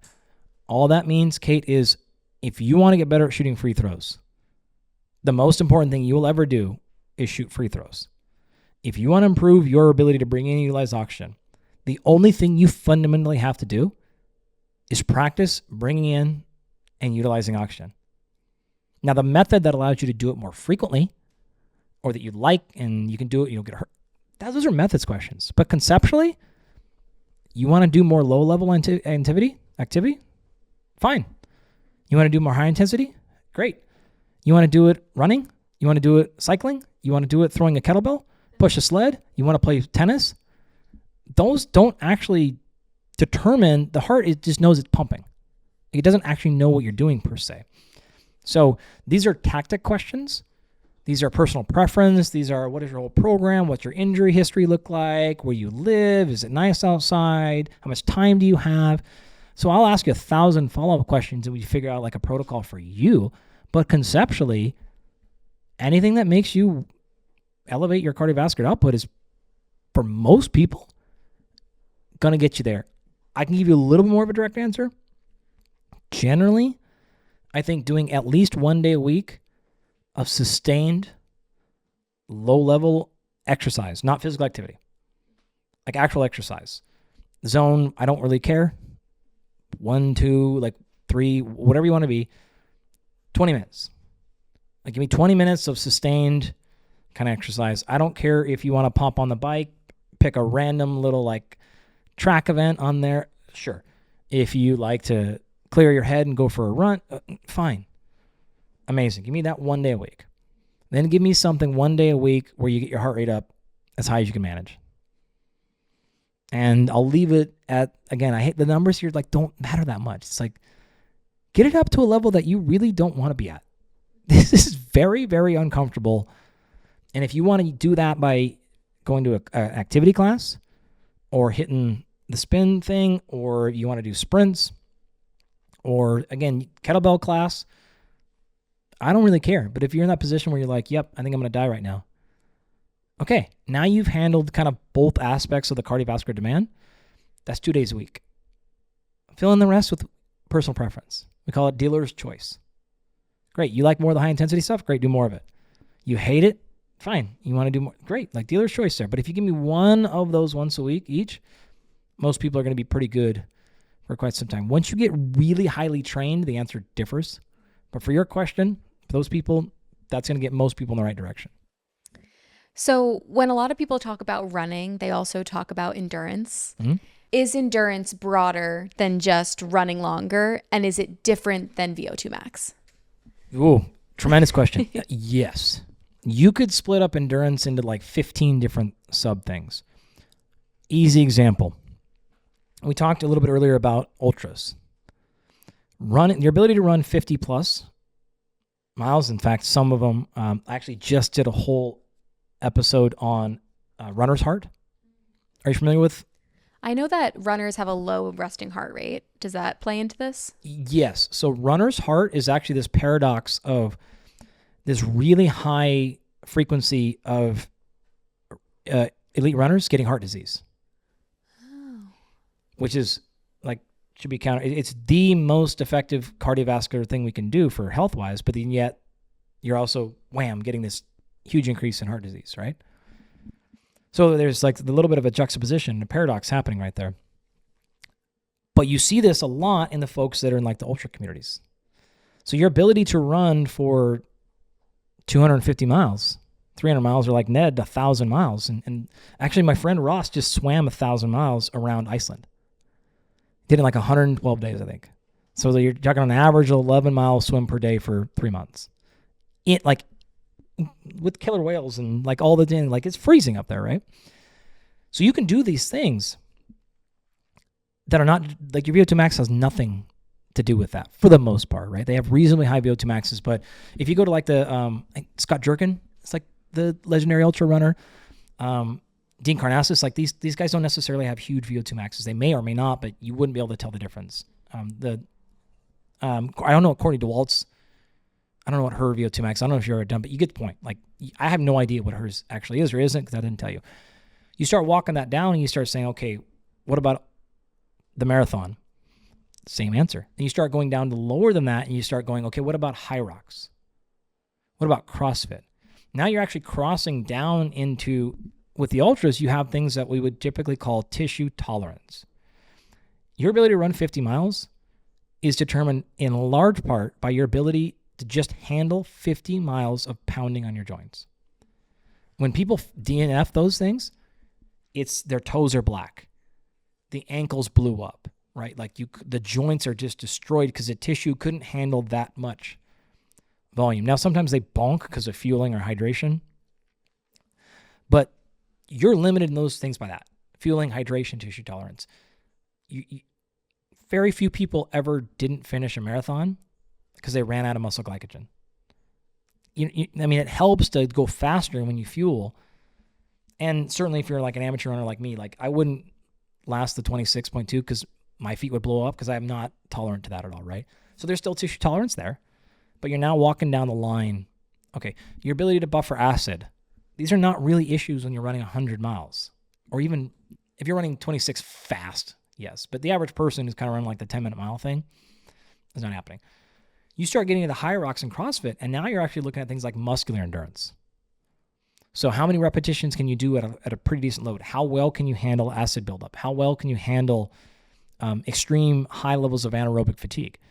These are totally different layers. So if we were to, I have a video on YouTube of like all the different types of endurance and physiological things, and I think I have like 6 or 8 buckets that these fall into, but they're all wildly different. And there's no universal scientific name. So endurance, conditioning, cardio, like these are kind of interchangeable, but they're not necessarily the same exact thing. So it's a little bit easier to just describe them by event rather than it is like a physiological system where I can differentiate technically between power and speed. I have a mathematical equation for that. We don't have that same clarity on the endurance side of the equation. So yeah, they are not the same thing. They're cousins. They're not monozygous twins though, right? They're heterozygous. They're highly related, but they are not on themselves the exact thing. And so the training is different to maximize them. The determinants about who's going to be good or not differ. Again, highly related. You take Courtney and you go have her run a mile right now. She's going to have many of the same physical attributes as the best milers in the world. She's not going to be as fast, right? But so again, highly related, but not the exact same thing. Okay, so say you are somebody that wants to run an ultramarathon and you're training for an 100-miler or 50-miler or even training for your first marathon. What does your endurance have to look like and what do you have to do to optimize to be able to run that far of a distance? So, okay, I appreciate you asking it that way because there's also a difference between running and running it fast. Okay, so my friend Cam, his son right now, Truett, is trying to run and qualify for Olympic trials. So that means I think he has to run like a 2-hour, 15-minute marathon. I think he's currently like 2:30. And you're like, oh, he only has to shave 15 minutes off. And you're like, yeah, well. If you're a runner, you know that's hard. Like that's like very likely impossible, right? Okay. Truett is not going to have an issue with endurance. He can show up and run an ultra anytime. He's going to be limited by his ability to run fast. Like, can he just run a 4-minute mile? And how many of those can he do in a row, right? If you do the basic math on what a 2:15 marathon is per mile, you realize you're like, oh my gosh, you have to be really fast. An ultra is not that. Your speed doesn't determine it. You have to have the ability to consume calories consistently. It was actually funny. You're going to be like, what the hell are you talking about? But one of the major determinants of the ability to run your first ultra is your gut. Like, what? You're like, why? Because you have to be able to stay on track with your hydration and your fueling. And that is in large part determined by your stomach's ability to handle that much. So you have to be able to maintain the fuel and hydration. When you see the people bonk and fails because they get behind on those 2 marks, and they're like, okay, I just couldn't drink any more water. I couldn't have any more goo packs or any more exogenous ketones or whatever you're using. And their coach or their tracker's like, gotta eat, and they don't. And then all of a sudden, 5 miles later, they're just like gone, right? Like you can't, especially if it's hot, like you have to stay on track with those things. Then after that, it is simply consistency in your stride, in your movement, and it's tolerance. Like it is the ability to, can your joints handle that stuff? So the training in itself is like reasonably simple, brutal work, but sort of simple because the task is, can you stay on board for 20 hours or whatever the time domain is going to be, right? So it's can you stay fueled and hydrated, and can you just simply handle the physical beating of it? And the way you handle the physical beating, lots of metabolic efficiency. So being really good at producing the perfect amount of energy, not too low, not too high. You become metabolically efficient because you're training over long periods of time, really good at utilizing fuel, and because your running technique becomes really consistent and smooth. And so you have the least amount of energy waste. The energy waste makes you burn more energy as well as puts more stress on joints. So those would be the global aspects of get really technical with your technique, and then make sure that you can fuel and hydrate, and then put the miles on. That's one case where it's like, it is kind of a mile game. Like you just have to put the numbers in. Right. And that's obviously like an extreme too, right? When you're, training for anything under a sub-3 marathon wise is like you're taking it to that next level. Yeah. But like for our amateur runners, like for myself, for example, I'm planning on running the New York City Marathon postpartum. I just think it's a badass thing to do. Yeah. And so I'm probably going to be able to train for 12 weeks, which is good because I think you mentioned 12 weeks being an optimal amount of training time for. Well, I wouldn't say optimal, but it's really good. It's good. It's fine, right? Like I'll be able to do it and, be very uncomfortable, but still finish. But I'm curious, like for us, like amateur runners, for most people out there that are running that 10-minute or 9-minute pace, where does the food as fuel come in? Yeah. And how are we optimizing for running a marathon? For the marathon. Okay, great. So you're going to be in the stratosphere of 4.5 hour time domain. I have to do it under 4 hours. I'm saying that now. Okay. But like I have to. I've never done this over 4 hour marathon. Okay. So I'm going to try to do it in like 3:50 or something like that. Okay, perfect. Great. So you're going to be limited. How long postpartum do you have? So we're having our baby sometime in June, and I think I'll be cleared to run by September. So I'll have like November is the first weekend of November, I think, is the New York City Marathon. So Okay, great. So you're going to want to make sure, working backwards here, that morphologically and anatomically you're set up correctly, because you're going to have to put some time domain in. You have to put some miles in, right? So pelvic floor, pelvic girdle, all those things that the average mom won't have to be that worried about. We have to do this. We have to deal with this a lot in female athletes, right, that have kids. You just have an extra amount of stress, especially your sport, given the fact that it's up and down vertical, and there's the whole host of things that can go into that.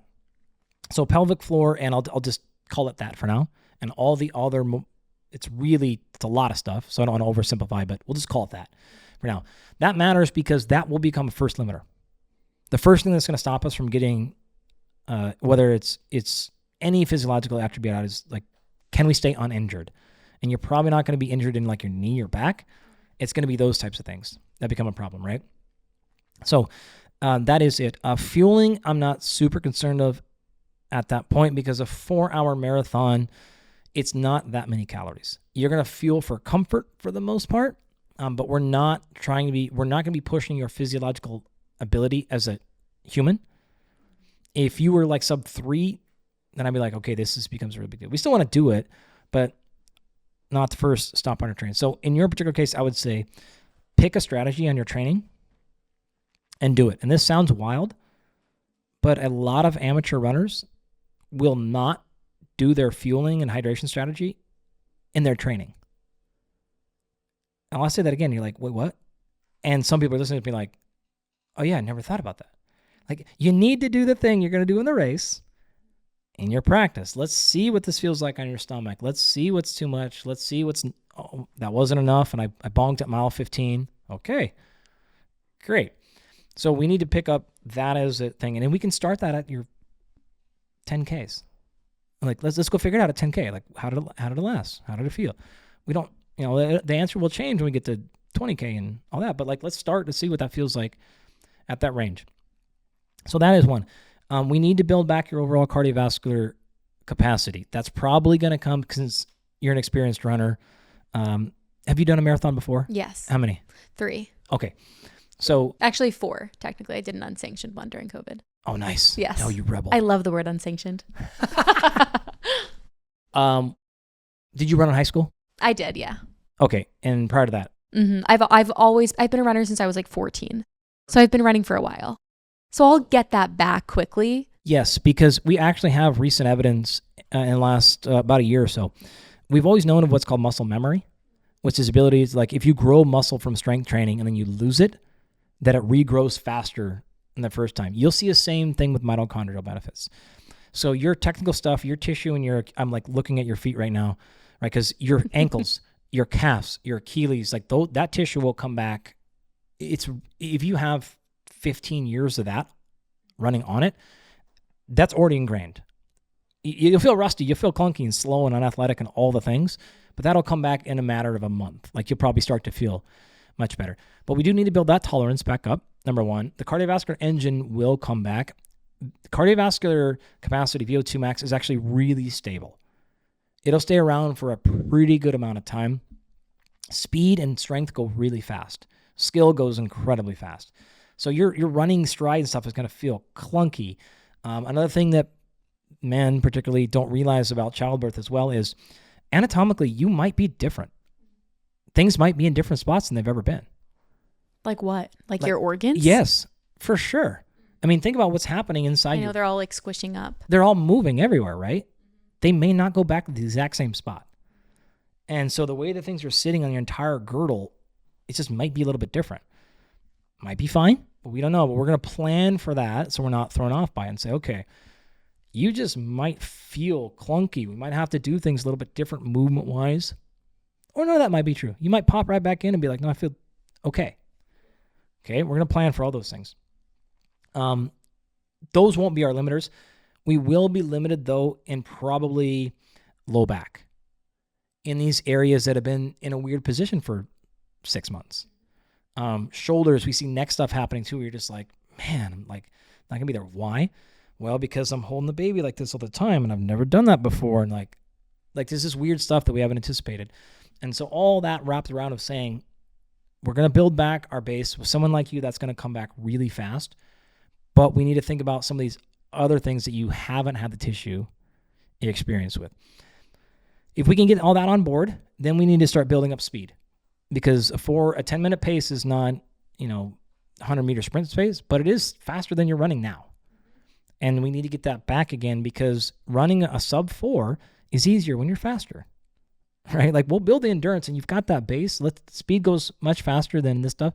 So let's make sure that your stride is there where we can cruise and a 10-minute pace doesn't feel like you're at an all-out sprint, right? Like let's make sure you can do that where you could run a 7.5-minute pace for one if we had to, or probably something like that. That way a 10 feels like a really smooth system. So building a little bit of a base, mixing in some speed work, mixing in at least once a week of hitting, whether these are like fartleks or lactate, like different kind of coaches and communities will use different language here.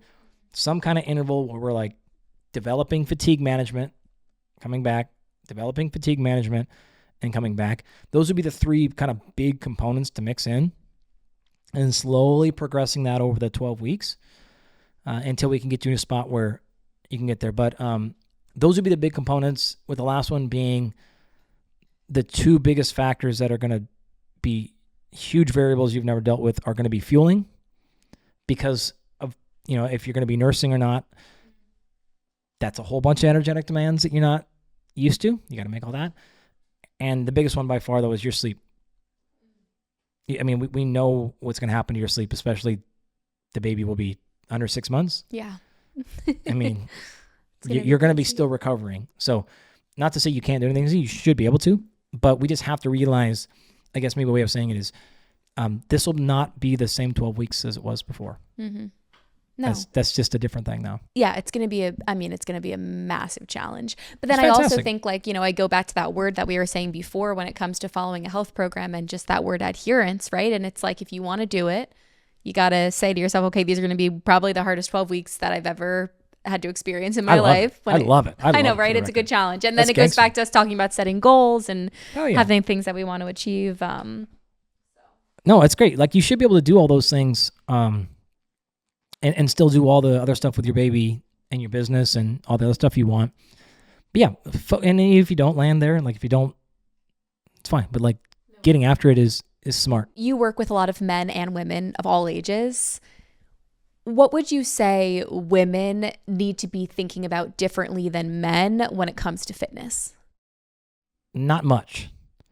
When you compare the variables that are most important, there aren't that many that are fundamentally different between men and women. Now, there are a billion things that are critically important to pay attention to for you as a human being. But just bucketing that as men versus women, it's not consistent with the evidence base. We just don't see that. And we could go this from many, many angles if you would like. Lauren Colenso-Semple, who worked in my lab for many years, has finished her PhD in this area. I just had her on my show. She's been going around a lot, but she's published a lot in this area. Many other colleagues have published in this area. As you mentioned, I have worked with and still continue to work with a lot of females, young, old, etc. And so from a practical experience as well as the scientific literature, there are certainly things that are different in men than women, of course. The question that you're ultimately asking is how much that difference should inform exercise selection and nutrition selection, daily selection. Okay. Just because your hormone profile is different at this current time based on the evidence, that itself is not sufficient and the enough rationale to automatically give women different training. Now, should you pay attention to your body? Yes. You should if you're young or old or men or women or a dog or anything else. We should always be paying attention to the individual. I'll say this maybe a little bit differently. If you were to look at any training program of mine on paper, you couldn't go, oh, that's a female program. You couldn't go, that's a male program. And if you could, I would seriously question what the hell is happening in your programming. We've just seen this time and time again. That story doesn't hold true. Now, are there different considerations? Yeah, of course. But that doesn't mean at the top level we go, okay, every girl that comes in the program trains like this or eats like this or doesn't do this. And the people that have advocated for that have consistently seen more and more and more research systematically showing that is simply not the case. So that is not consistent with the current literature. And honestly, it's never been consistent with the human literature. It's wild that this thing got super popular, this entire idea. I understand it. I absolutely do. Women have been underserved in every category, and particularly in sports, health and exercise. Everything still is primarily geared towards men. So to hear a voice that says, hey, I'm listening to you, I'm hearing you, and I'm just going to give you everything from the male perspective, I completely see why that's captivating. And I'm all for it. We have done a lot of research in my lab on female-specific health and fitness-related things, and we'll continue to do that. We've had male students of mine that are interested in that, so we've done that work. We've had female students of mine, graduate students, doctoral students, postdocs. So we've done that research. Others have published much more than I have in this field, but we've continued to do that.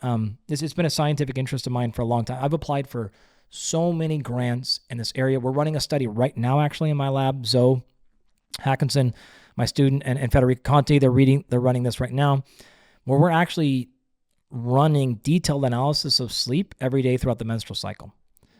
Because there's very limited information about what actually happens in healthy females throughout the menstrual cycle in terms of sleep. So I love this field. It's like super scientifically interesting. So I can say this with pretty high level of confidence. When it comes to then just to say like women should never do this as a blanket statement, I honestly get really frustrated because it's not consistent with the research. It never has been. And it's not consistent with what the highest level practitioners in the world are actually doing. So happy to dive into any amount of detail there on anything you'd like, but every program should be individualized.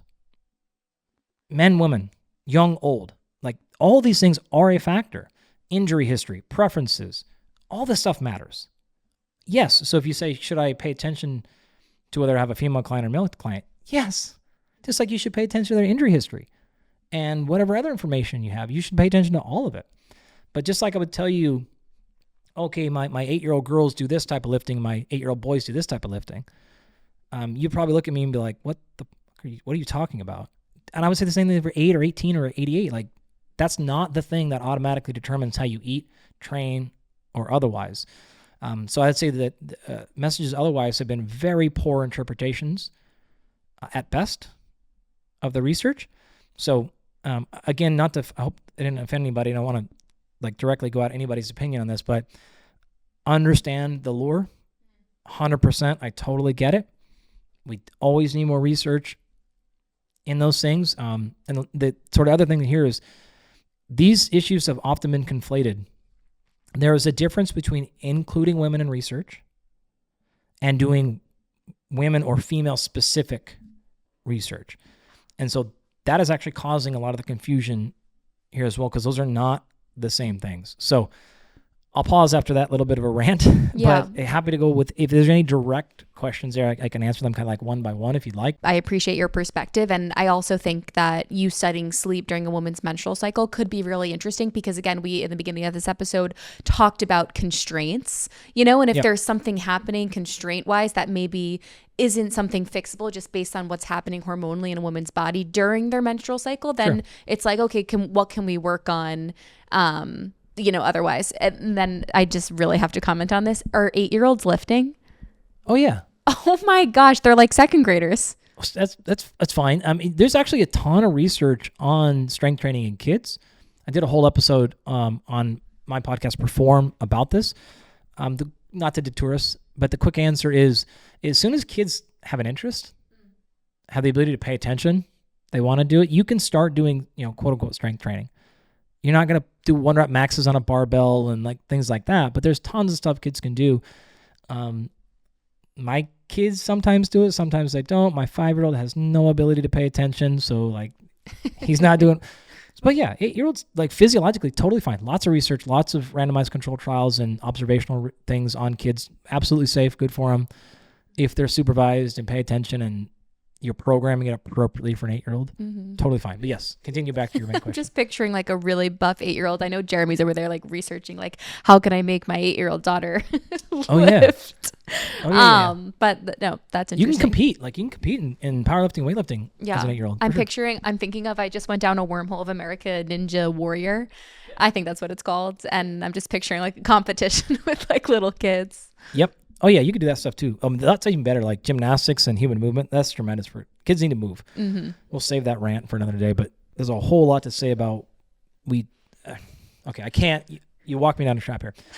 One of the biggest epidemics we're seeing right now that nobody's paying attention to is bone. So bone health is falling off of a cliff, and this almost exclusively targets females. Men have an issue with this too. We're seeing higher rates of osteopenia, osteoporosis in men than we've ever seen before. That continues to rise, but it is a particular problem or concern for women. And what's terrifying about that is the vast majority of your bone mineral density you will have as an adult was already determined by what happened between like the ages 7 and 11. So when you like bring that up, that's why I couldn't pass on this bait here. Not only is it okay for young girls to lift weights, but it's incredibly important that we encourage as much physical activity in young girls. And again, I'll define young as like 6 to 12 or 13, because I'll open that window up. Incredibly important. In fact, there's actually excellent research showing you can even predict things like type 2 diabetes in adulthood based on physical activity pre-puberty in young girls. So what you're doing in that critical window for females will set them up not as a life sentence, but it's a huge predictor of what's going to happen in a lot of their adult life. This doesn't have to be lifting weights. It doesn't have to be official sports. So I'll be really clear when I say this again, like physical activity and play are critically important, and we've never had to focus on it as much as we have to do now because my generation was outside. This generation is not. My generation had much more physical activity in school. This generation does not. My generation had far higher sport participation than this generation.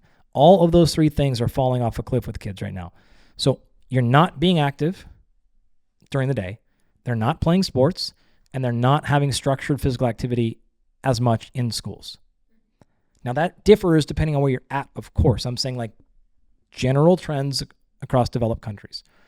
So you got a trifecta hitting young girls, which means what happens when those girls, in fact, your peak bone mineral density is happening right about now in your age. But again, that was determined by what you did 15 or so years ago. So it's really, really important to me, if we look at like the next generation, one of the biggest things I think we need to do is stress physical activity in young girls. I love sports, but not all people are into sports. Fine. Outside, indoor, gymnastics, like whatever things we can do, and you want a lot of variety of it. Let kids play. We don't need to be optimizing their stride length at 7, right? I don't need a lot of technical detail, but there's a lot of movement and a lot of variety, and let them understand how their bodies work, and let them go into adulthood having an appreciation and some kind of physical practice. I mean, this entire conversation, like I'm such an advocate of like, let's not walk people out of physical activity ever. Nope. So if you're into running, fuck yeah, I'm into it. If you're into kayaking, dope. If you're into running through the forest and picking mushrooms, like I'm in for it. Like I don't care what that thing is, but we have to push harder for kids, particularly young girls, to be active in that window. And it's hard. I get it. I don't have a teenage daughter yet, but I hear these horror stories. It's before that though. Like, get it when you can, and then, once they enter that age of teen years and they're their own little species, they'll do what they want to do. But as much as we can possibly do that before that, do it. So you baited me twice with that, so I had to go down that road a little bit. Well, but then even just talking about that makes me think like there are certain protocols that women have to be aware of when it comes to their physical fitness, and that men have to be aware of that are just biologically different, right? Yeah, so bone is actually a good one, where there's the strongest rationale for, at any age, women on average have to pay attention to bone health more than men do. So I personally think you do this a couple ways. One, I advocate for women to get some sort of diagnostic bone health scan probably 15 to 20 years earlier than is going to be recommended by the medical community. I think 35 years old is ample time, because unlike fat, unlike muscle, unlike anything else in your physiology, bone takes a really, really long time to change. I can change your body fat in weeks. I can change we can get you from a baby to a marathon in 16 weeks, or whatever we're going to do, probably 24 weeks, whatever, right? No big deal. I cannot change your bone mineral density in 24 weeks. Like you'll see it on the scan, it will not be statistically different. So I do need to pay attention to that one. Men need to pay attention to it too, but to your point, like this is much, much, much, much bigger. I actually don't know the numbers exactly, but it is far higher of a concern in females. So yes, this would be a case where I would say this is a female, not specific issue, but something that women should be paying attention to. I advocate for earlier scanning, getting a bone mineral density scan done. You can probably get this done for somewhere between $50 to $300 all across the country. Like many places are opening up in the world. If your insurance or physician won't order this, pay out of pocket. Worth it. It will probably come back okay. We are actually seeing a lot of men flag for this way early, like sub 40, which is a thing we never used to see, but nonetheless, get this stuff done. The strategies for this are honestly pretty simple. High quality nutrition will do it, but outside of that, it is resistance exercise is our best tool for that. Things like walking with the weight vest will not do it. That's not going to be sufficient. I'll go back though. Like, I don't want you to stop doing that. If you're doing that, that's a win, but that's not covering the box for bone mineral density. We've got to do other things. So that's a little bit on bone. So Jeremy's mom's 66 years old, and she's a marathon runner, and she started running marathons in her 50s. Nice. And she since That's good. has... I love that stuff so much. Good for her. It's so impressive. And she is a sports psychologist. She specializes in performance. She works with a lot of NFL athletes, retired athletes. And she's a big believer that, she basically coaches herself to perform at the level that she performs at, Yeah. As a 66-year-old woman. But when it comes to bone density, she realized really quickly this past New York City Marathon cycle that she has weak bones. And Yep. it comes down to, a lot of it for her is what she's eating. She's like a vegan, vegetarian, kind of everything that you could possibly be. Pretty lean, pretty small. Yeah, very lean, very small. And she tripped and fell at the New York City Marathon and broke her wrist in horribly. She had to get emergency surgery. It was a disaster. Looking back on it now, now she's been a lot more focused on her bone health and things that she has to do nutritionally and also fitness wise to kind of improve it. But it is just such a clear case study of it's pretty consistent. You'll actually see there's really interesting research on bone density being super specific to regions of the body based upon exercise. So where bone is deposited for cyclists is different than swimmers, and it's different than runners. So again, let's not lose the plot. Your 60-plus-year-old mom is running marathons. Badass. Hell yes. Yeah. All of it. Mm-hmm. Can we do a few tweakings there? Yes. And what I love the most about it is the fact that she took something bad and turned it into action. That's the story here. It's not the fact that you suck, you did it wrong, you're an idiot. It's, got a good learning here. Now what do I need to do in action? Here's the behaviors and habits I need to change. I'm sure she's going to put some strength training into her life. Mm-hmm. I hope so. Yeah, I hope so. And then it's, runners are runners, and it's kind of when's the next marathon? Oh, I get it. Dude, I get it, right? And I don't, people shouldn't lose that. Mm-hmm. That's an amazing thing to have happen. So hopefully she makes some changes in bone, but outside of that, that's great. I hope she keeps running marathons. I do too. Maybe she can be your running buddy. Are you going to run with her? I don't know, because I feel like she's probably going to do a 4:30, and I do want to get the sub 3 just because I just think it would be you're going to leave her ass so in the cool. dust. I might have to leave her. Good for you. But we'll definitely do a pasta dinner together the night before. And who knows, guys, I might be feeling awful post-pregnancy, and I will be running a 5-hour marathon. No.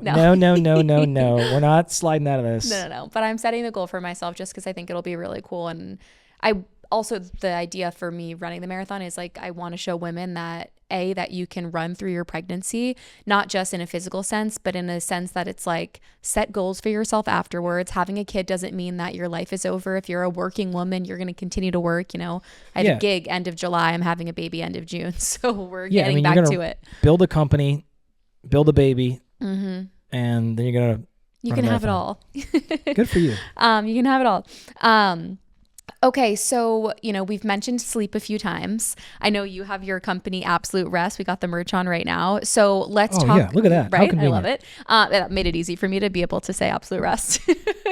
So let's talk about sleep and why it's so important. Okay, I want you to also know that I started this company 4 years ago, and this is the first piece of merch I've ever got for this company. I literally got it today. Really? Yeah. This morning? 100%. Swear to God. Oh my God, True I love story. that. So yeah, there you go. That's how good I am. What made you guys want to do merch finally? Well, I was for 4 years, I've been with my co-founder Josh. I'm like, can I please get a shirt? Can I just can I have a shirt or something? Yeah. Is the hat your brand or no? What are you wearing? Yeah. That's Vitality. Okay, no. That is our performance blood work. Okay. Wait, so you do a lot. So just actually before we get into Absolute Rest and Sleep, what is the breakdown of your businesses? All right. So follow along over here. My full-time job is I am the executive director of the Human Performance Center at Parker University. So Parker is in the Dallas area, and we are building a 65,000 square foot human performance center. So my students and my team, our brain enhancement center, all of our stuff is at that place. So that's my academic job. That's my full-time job. So all the research and stuff we're doing is out of Parker. Plenty of slots available for young scientists and things like that. So come join our team. If you want to be in, we mentioned our sleep study. We are still actively enrolling women. So if you want to be in that study, we're going to talk about absolute rest in a second, but you can come do that. So that is there. I have an education company with my partners Colin and Dan called Biomolecular Athlete. This is where we do all of our, education and online courses and events and speaking, things like that. Then I have my podcast, Perform, is up. We're actually filming season 3 right now. So, but depending on when this is out, season 3 might be out already. I can only do a few episodes a year, so like you, season's better than weekly. Then I have we do weekly episodes, but you do what? I go we do weekly episodes. Oh, okay. You said this is season 2, right? This is season 2. Okay, gotcha. All right. But we've been posting one episode every single day for the last. Oh my God, you guys are maniacs. Well, yeah, but that's what we do. You have so many businesses going on. I do 10 to 12 a year. Okay, that's great. Yeah, that's more than enough. Yeah. Absolute Rest, our sleep company. Vitality, as I mentioned, is blood work for high performance. So we've built lots of cool running. Well, actually, so for example, we can differentiate between overload, overtraining, overstress. There we can look at low of energy availability. You're probably familiar with REDS. No. Relative energy deficit syndrome. And this is when classic endurance female athlete thing of combination of either excessive energy output combined with inefficient energy intake. Undereating, underfueling. The technical thing is REDS on that. We can look at bone injury risk. We can look at training injury risk. We can look at loads of these things in blood work. And so you don't have to worry or guess and do things like that. So you can get that stuff done or take your current blood work and upload it into our system and have it all look for those things. So that's all like done for these types of communities. So it's like we've actually done, we just did a thing with Outside Magazine, did a whole thing with them. We've done lots of stuff in the running community. And we're trying to do something with, I think it's Chicago Marathon next year. They want us to do something that's like, anyways, we do lots of stuff with the endurance community. Yeah, I can tell it interests you. Like when we talk about ultras, you kind of light up. Well, like it's to be honest, I'm not the biggest, like endurance sports don't give me my jam for the most part, but ultras are gangster. Like, cause those ultras can go from 50 to, 350. I have a couple of friends and stuff that do it. And, it's fascinating because not that a marathon is not fascinating, but the reality of it is like, okay, I'm going to run 100 miles through the desert. Like, how is this physiologically possible? All the rules get thrown out. Like all the rules of what we learn in exercise physiology class, like just get thrown out the window. So it's really cool scientifically. And then because of that, there's so much history in the fact that, I don't know how many people run a marathon a year, but millions of people will sign up for those. But the ultras are like, it's like the UFC in 1995, where you're like, the history of ultras was just like kind of like behind the scenes, like what the heck is going on with these people? What are they doing? It was like someone's like counterculture, punk rock, like hip hop kind of thing. So I always am like more gravitated to that because I'm like, oh yeah, you're gonna show up there. There's gonna be 9 runners. It's not gonna be organized. No one knows what the event is. Like it's just like this kind of. It's like that kind of vibe. And it does like when you I'm not gonna be able to quote you, but whatever you said before about it, kind of the rules of physiology almost don't apply. We were talking to Oz Perlman last week, who's an ultra runner, and this guy literally like gets off a plane and runs like 40 miles. It's crazy. But he was talking specifically about the Spartathlon, which he did twice. The first time he didn't complete it. The second time he did, and he was saying how the first time when he didn't complete it, it didn't come down to the fact that he was faster than some of the people that were behind him and did finish. It came down to the pure grit of wanting to cross that finish line in the amount of time, I guess, that they give you to complete it. Yeah. But he was like, I'm going back next year and I'm going to finish it. I'm either going to finish it or they're going to have to bring me out on a stretcher type of thing. Yeah. So I'm like, the ultra mentality is just, he's obviously an incredible runner. He can run for miles, but that's... Yeah, you also see like there's the wild, if you go just like just lose yourself on the internet of like endurance running feats. And there's equivalent, like I said, Ross swam for around Iceland this year. We were like, actually last year we were tinkering with trying to swim from Antarctica to South America, right? Like, so you just have this group of people who are like, what? Like, what are you even potentially, I didn't think this was possible, right? I forget the guy's name who ran across Africa. And you're just like, okay. There's this, I forget the guy's name, but a lot of times people call him like the greatest endurance runner of all time. I think he ran from Paris to Moscow in like 1940. And he did it in like 30 days or some wild amount of time where you're like, oh yeah, he averaged, again, someone will fact check this one, but you're like, he averaged 40 miles a day for 30 days or something. And you're like, how? And so you see these people who are like, okay, you're going to finish this marathon and you're going to be so exhausted for days and sore. And then there are these people who do this day. Like there are people who will do 150 miles a week on average for years at a time. And you're just like, you're just not the same species. Yeah, my friend ran, Sam Benjigib, he ran across the U.S. and did a marathon a day for, I don't even, Jeremy would know how many days it was, but man, there's like a crazy group of people who, God, what do they do? Again, endurance community, I apologize for messing all these numbers up. But there was this group, there's a group of folks who were doing something like, what are they doing, 50 miles a day? It was like 50 miles a day for 7 years or something. Like, and you're like, oh, I don't know. What on earth? Or it was something wild. Or is like it the that. 7 marathon, 7 continent, 7 days? Well, there's that.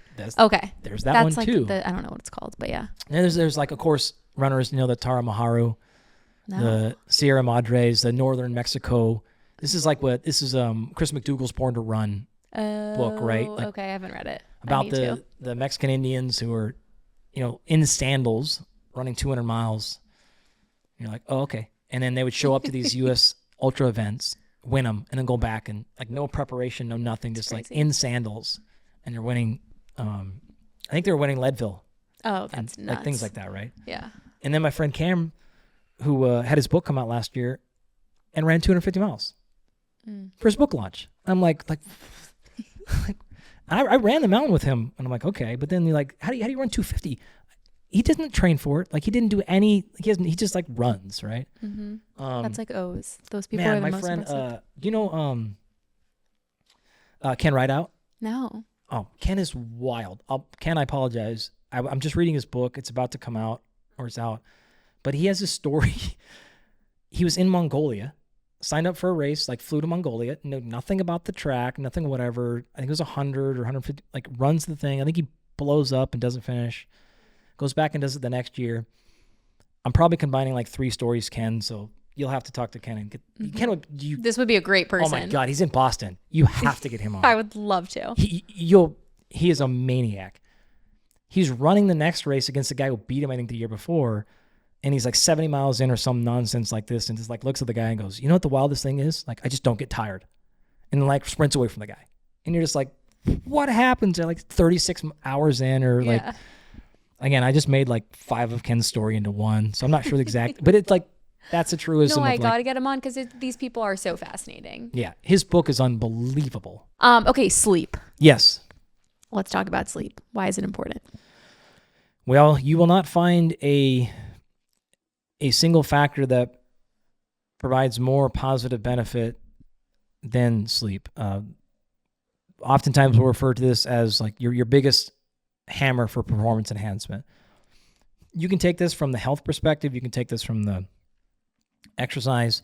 You can take this from VO2 Max. Like basically, mental health. You could pick your thing you find most interesting, and if we put this through AI, and if you said, give me the 5 largest predictors of success in this domain, sleep is going to be on the top 3 list of everything. You can't name a thing that's not there. It's one of the few things that impacts your entire physiology. It's one of the few things that all of us have to do. It determines our acute state and our chronic state, right? It determines our neurology to our physiology and our biochemistry to our subjective somatic experience, and everything in between. So when we start to look at that, it's also one of the factors that is continually getting worse.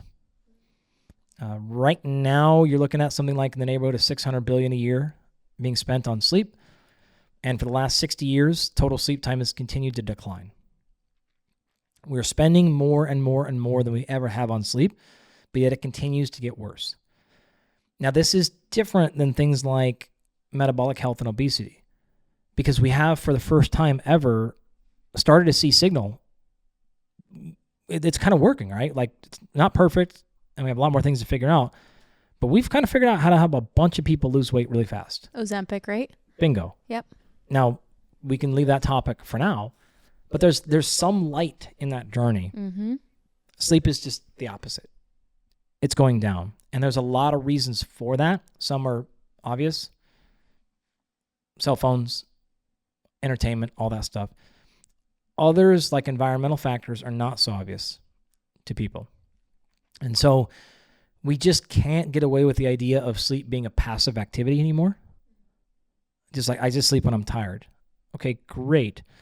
It's just getting worse. And we're seeing this now with dementia, with cancer, with, again, fill in your blank and saying, okay, unchecked poor sleep is a problem. Something like 70 to 80% of clinical sleep disorders in the US will go undiagnosed. So we have this problem that's continually getting worse. It's impacting hundreds of millions of people worldwide, billions of people worldwide, and hundreds of millions in the US alone. And none of the solutions are doing much of anything. In fact, some are arguably making it worse. So many years ago, I was at kind of one of these like closed door, behind the scenes, like performance things. And the topic of sleep came up. And at the time, I had probably 5 clients of mine who had north of $300 million contracts in their sports, right? We had the highest paid person at their position in 4 of the major sports in the U.S. And so everyone basically came to me and they're like, what's the magic sauce to sleep, right? Like, what are you doing? And I'm like, I can send them to a sleep hospital, or I can give them like an Oura ring. And then there's another guy there who did all the sleep, or was doing a lot of research with NASA and the Department of Defense. And so then it was like, okay, what are you doing, dude? Like, we have to have something for the astronauts. And he was like, we're sending Oura rings to space. And at that collective moment, everyone's like, okay, wait a minute. Like, we have unlimited budgets for all these endeavors, and the best we can do is either send you to this really weird sleep hospital, tell you, like, sleep on this bed normally, Kate. Don't worry, we're all going to watch you from behind this mirror. It's not your bed. We're going to put wires all over you, but just sleep normal. Or I can send you with a awesome but consumer-grade sort of wearable. Not there. These are not solutions for, like, this is not the best the human race can come up with. So that moment, we built the company Absolute Rest, and we said, okay, like, if we had to rethink sleep, and we had to get it right, and we had to help people not just sleep more, because, like, sleeping more is not even the right answer all the time. But if we strip this down to the beginning and said, what are all the factors that go into sleep? A high quality sleep, effective sleep, being resilient. So being able to get effective sleep when the baby is up, when you're in different time zones, when you have to work and have a 4 a.m. meeting because your partner's in across the world and all those things, right? So how do we be resilient for our special forces and tactical, and like it's not just like have a 45-minute or 3-hour routine prior to bed and have my room. Like, that's not what we do. It's like, what's the real life human going to be? So we spent a lot of time and we went through what is every factor possible that goes into sleep, then build tools for that. Let's build testing for that. Let's build that into a system. And let's build specific and cohesive systems to minimize impact or minimize disturbances and maximize impact so that people can get highly effective sleep. That's what Absolute Rest is. And we're able to take that many, many years, and we still have that program, and build that into incredibly cheap, affordable technology that can be used worldwide. So we have a small piece of technology that we can medically diagnose. We have FDA clearance. We can medically diagnose sleep disorders from the tip of your finger. We have actually the only medically FDA cleared sleep quality measurement. So it's not like a fake made up algorithm like score there. So that's effectively what Absolute Rest is. We have the ability to come in and figure out how people are sleeping, and with extreme precision why they're sleeping that way. And then because of that, we know with high precision exactly what to do for them and their physiology. So we're taking measures of your heart and your legs and your brain.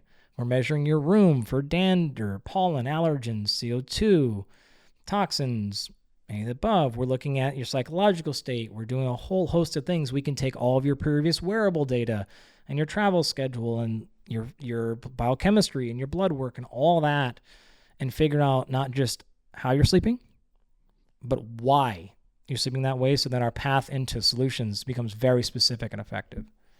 That's absolute rest. Yeah, I mean, it's a lot because I liked what you said too. It's like it's one thing to be sleeping, but it's another thing to be getting proper REM sleep, right? Where you're actually in a deep sleep. Yeah, so REM is like you'll see REM on your wearables, but the amount of time you spend in REM is almost irrelevant. Okay. It's not actually what matters. It's one of the reasons why those wearables are confusing. Maybe a practical take home here would be, if you're using like a wearable, use it for accountability. Use it for rough awareness. Use it for total sleep time. Use it for things like consistency. So go to bed at roughly the same time. Do not use it for how many minutes you spent in REM.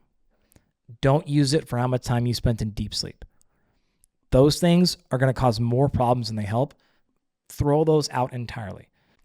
Wearables like that are phenomenal for those few metrics where these can cause problems. And there's actually something now called orthosomnia. Orthosomnia is wearable tracker data induced clinical insomnia. People become obsessed and compulsive with their sleep data and can actually induce worse sleep. In some cases, clinical insomnia. So when I say like don't pay attention to that level of detail, they're not accurate. Those stages don't matter anyways. That's not how we get actually people to have effective sleep. Not that they don't matter, but they don't matter. And so I think my message with this stuff is like understand the pros and the cons and then avoid the pitfalls. So use them for accountability. Use it to help you be more consistent. Use it to be more aware. But then don't fall into the traps of trying to optimize your REM or your deep or any of those things. That's where these things can create problems. Yeah, and I also feel like, and one of the topics that I had on my list of things that I wanted to cover with you that we kind of just covered is, and we've talked about a couple times throughout the interview, but wearables are also, in my opinion, they cause a lot of noise within the health space. A lot of noise? Like all the noise. Like all the noise. And yeah. so I'm actually somebody that I don't really wear wearables at all. I mean, I wear my Oura ring sometimes. I actually was using it more so when I was trying to get pregnant and like when I'm not pregnant to track kind of my cycle, and because it tracks your basal body temperature, which can somewhat tell you or predict your period. So I think for women it's good in that sense. But yeah, even when it comes to like certain things like tracking my workouts, I just feel like it's a lot, and sometimes it causes more stress than it does pleasure and just enjoying the movement. And we have fixed countless sleep problems by simply taking wearables away from people. That's so funny. Countless, right? Where you're just like, okay, this is not serving the deity that you think it's serving. So walk them away. Again, I'm not against any wearable or any tech. What we are against is unconsciousness. I am against you outsourcing your physiology to a cheap consumer wearable. I am against outsourcing your physiology to an LLM. I'm not against using those things as a part of your process, but that's as far as we want to go with those things. So you would not do well as a scientist if your method was just ingest all data and then figure it out yourself. That's not the scientific method, right? So we want to use data, measurements, objective information intentionally, judiciously. We have a specific question, so we use a specific thing. We understand the pros and cons of it and go from there, right? Now, this might sound really scary and intimidating to the average listener, but it's not that. It's really just simply saying, what problem are you trying to solve, right? In your particular case, you wanted to solve or at least be aware of fertility. And temperature is a phenomenal way. Wearables are very good at temperature. It's pretty highly related to your cycle. Super specific question, appropriate technology, and I assume you weren't using that to guide every decision you were making. You're just trying to get a rough sense of where things were. Absolutely appropriate use for that, right? Inappropriate uses would be taking that and then like fill in the blank here, right? Now I'm taking this particular drug or medication based on a low level of technology, right? I'm going to take this peptide or change my training program because my wearable said I need to recover today. Those are not good uses of the technology because they're not actually built for that. That's not the best. If you wanted to answer that question, go get a different set of technology that was optimized for that. It's just like what I said earlier about don't get a VO2 Max from your cell phone company. Like if you care that much about your heart rate, get it from a company that is built for that. That's a more appropriate use. And then you can use more informed decisions. So if you're just using that though to like have a quick check-in and kind of like, cause you're curious, then we have no concerns there. I'm totally for that. It's the same thing. Like I said, we will ingest, I'll give you an example.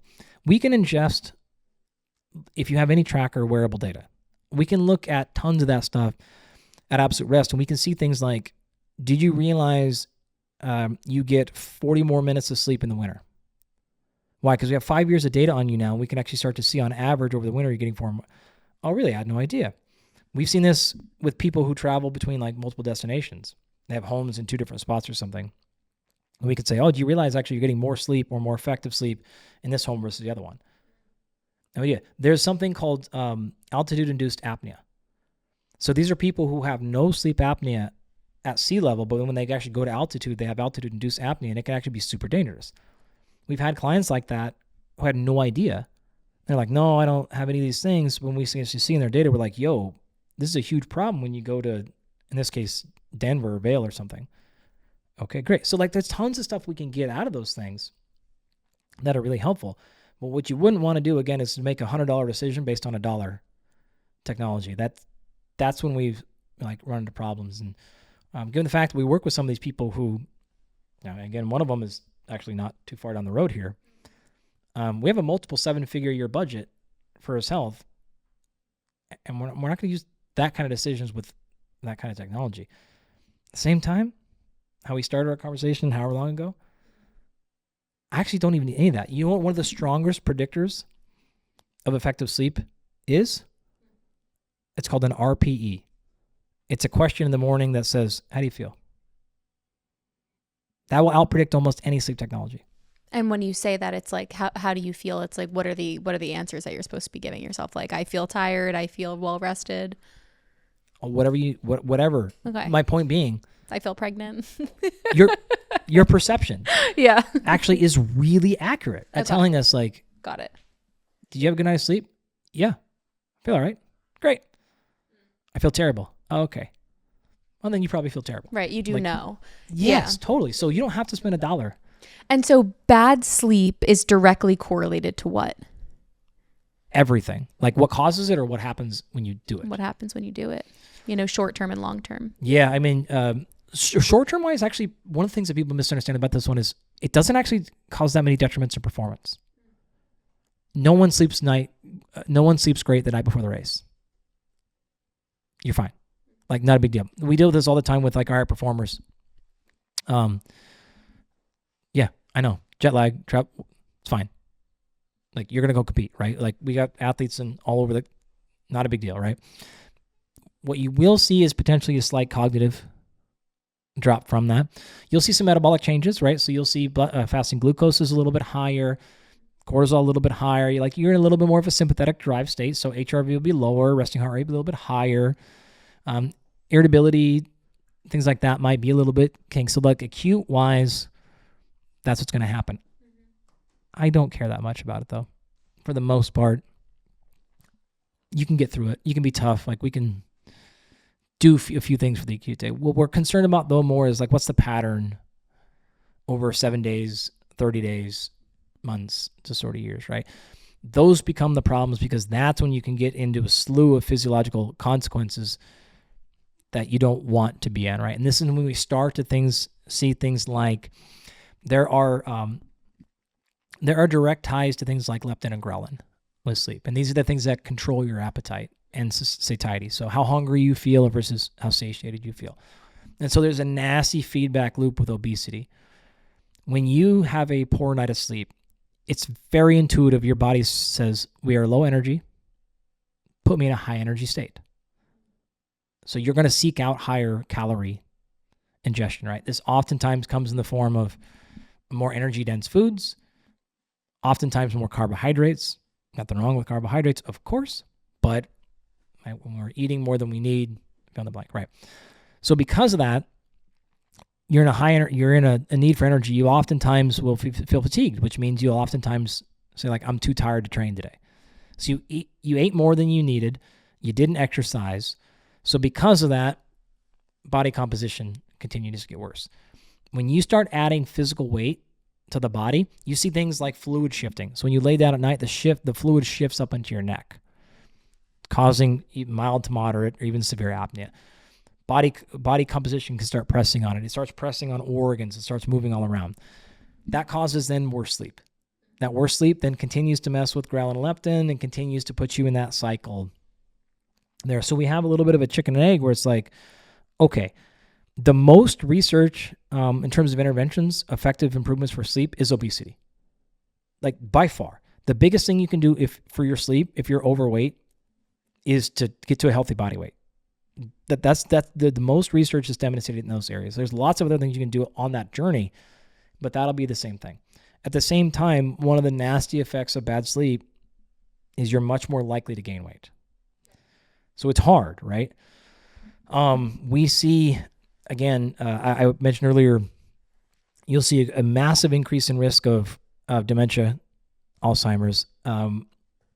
Not for this particular crowd, I don't know, but the one that jumps off the table, there's been a couple of studies that have been done on things like shift work, people that work, at 3 to 11 p.m. kind of thing. And depending on the paper you pull, you'll see something between like a 5 to 10x increased risk of erectile dysfunction. Okay, so like that tends to grab the men's attention. You're like, whoa, even now these are people that are sleeping the same duration, but the circadian shift has been moved.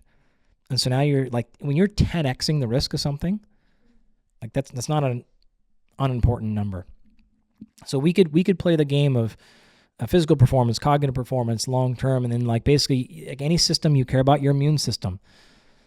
You go from on average 7 hours of sleep to 7.5 hours of sleep. Some of the papers will show up to a 4 to 5x increase in likelihood of getting a cold. Urinary tract infections, upper respiratory infections, like these all like go up, right? Now, we don't need to scare people. You don't need to have 8.5 hours of sleep every night. You don't need to be a fragile human being with a 2-hour nightly routine and one night of bad sleep and you just wreck yourself mentally. Like that's not the spot we want to be in. The spot we want to be in though is saying anything you probably care about, if we can get you a little bit better in sleep, that'll make a difference. So when we go to like the endurance running world, you'll see things like time trial performance, time to exhaustion, VO2 max. You're talking about like 3 to 5% elevations when you go from good to great sleep, which is, it's not 5xing anything, but you're like, man, if I can move the needle a little bit in those areas, like that's the edge kind of that I'm looking for. So on the topic of sleep, I know you've talked about this before. Why is it so important for us to sleep with our door open versus closed? Well, great question. It may not be. That example is a way of conceptualizing the fact that your environment plays a potentially large impact on your overall sleep. We published a review article. Federica Conti works in my lab, led this earlier last year. That article is free. And in that, we walk through the environmental factors that directly impact sleep. And so anyone can go download that. And we walk through everything from lighting, temperature, sound, and we give specific recommendations. So keep your lighting below this level, keep the sound below this level, all that. So individual details of all those there's like 9 or 10 factors in there. You can see all those numbers directly in that paper. And we paid a lot of money to have that open access so that anyone could go download it anywhere. So you can potentially link to that in your show notes or something, and people can go there Yeah, and for sure. grab that. Okay, great. So to answer your question directly there, when you take a breath in, you're inhaling oxygen. You're exhaling CO2. Plants do the exact opposite, right? They breathe in CO2, they release oxygen, they keep the carbon. That's how they grow. We ingest our carbon by eating plants and animals. They do a little bit different. Amazing. So when you're in your bedroom, you're exhaling CO2 and you're not breathing very heavy when you're sleeping, right? You may be breathing heavy in your bedroom at other times, but we'll leave that aside for now. And so you're not breathing very heavy. The CO2 is just kind of forming a little cloud over top of your mouth. Very rarely a concern. One thing we have seen primarily from industry, like industrial research, is when CO2 levels rise in a room, this becomes really dangerous, and specifically for cognitive function. So we know that if you get like 3,000 to 5,000 parts per million of CO2 in a room, you'll see everything from arithmetic, mathematics, decision-making, memory, recall start to go down. Because what ends up happening is the concentration gets so high, you start rebreathing some of that CO2. This pushes you, and I'm skipping some physiology steps here, but this pushes you into more of a sympathetic drive. It's the same thing as if you hold your breath, because your CO2 concentrations start to rise, right? If you actually look at the psychology research, one of the classic ways in labs that we will do panic attack research is you'll bring people into a laboratory and you'll give them CO2 because you can induce a panic attack that way, or symptoms of panic by doing that. So it's very well documented physiology. CO2 goes up, and this is associated with more of that.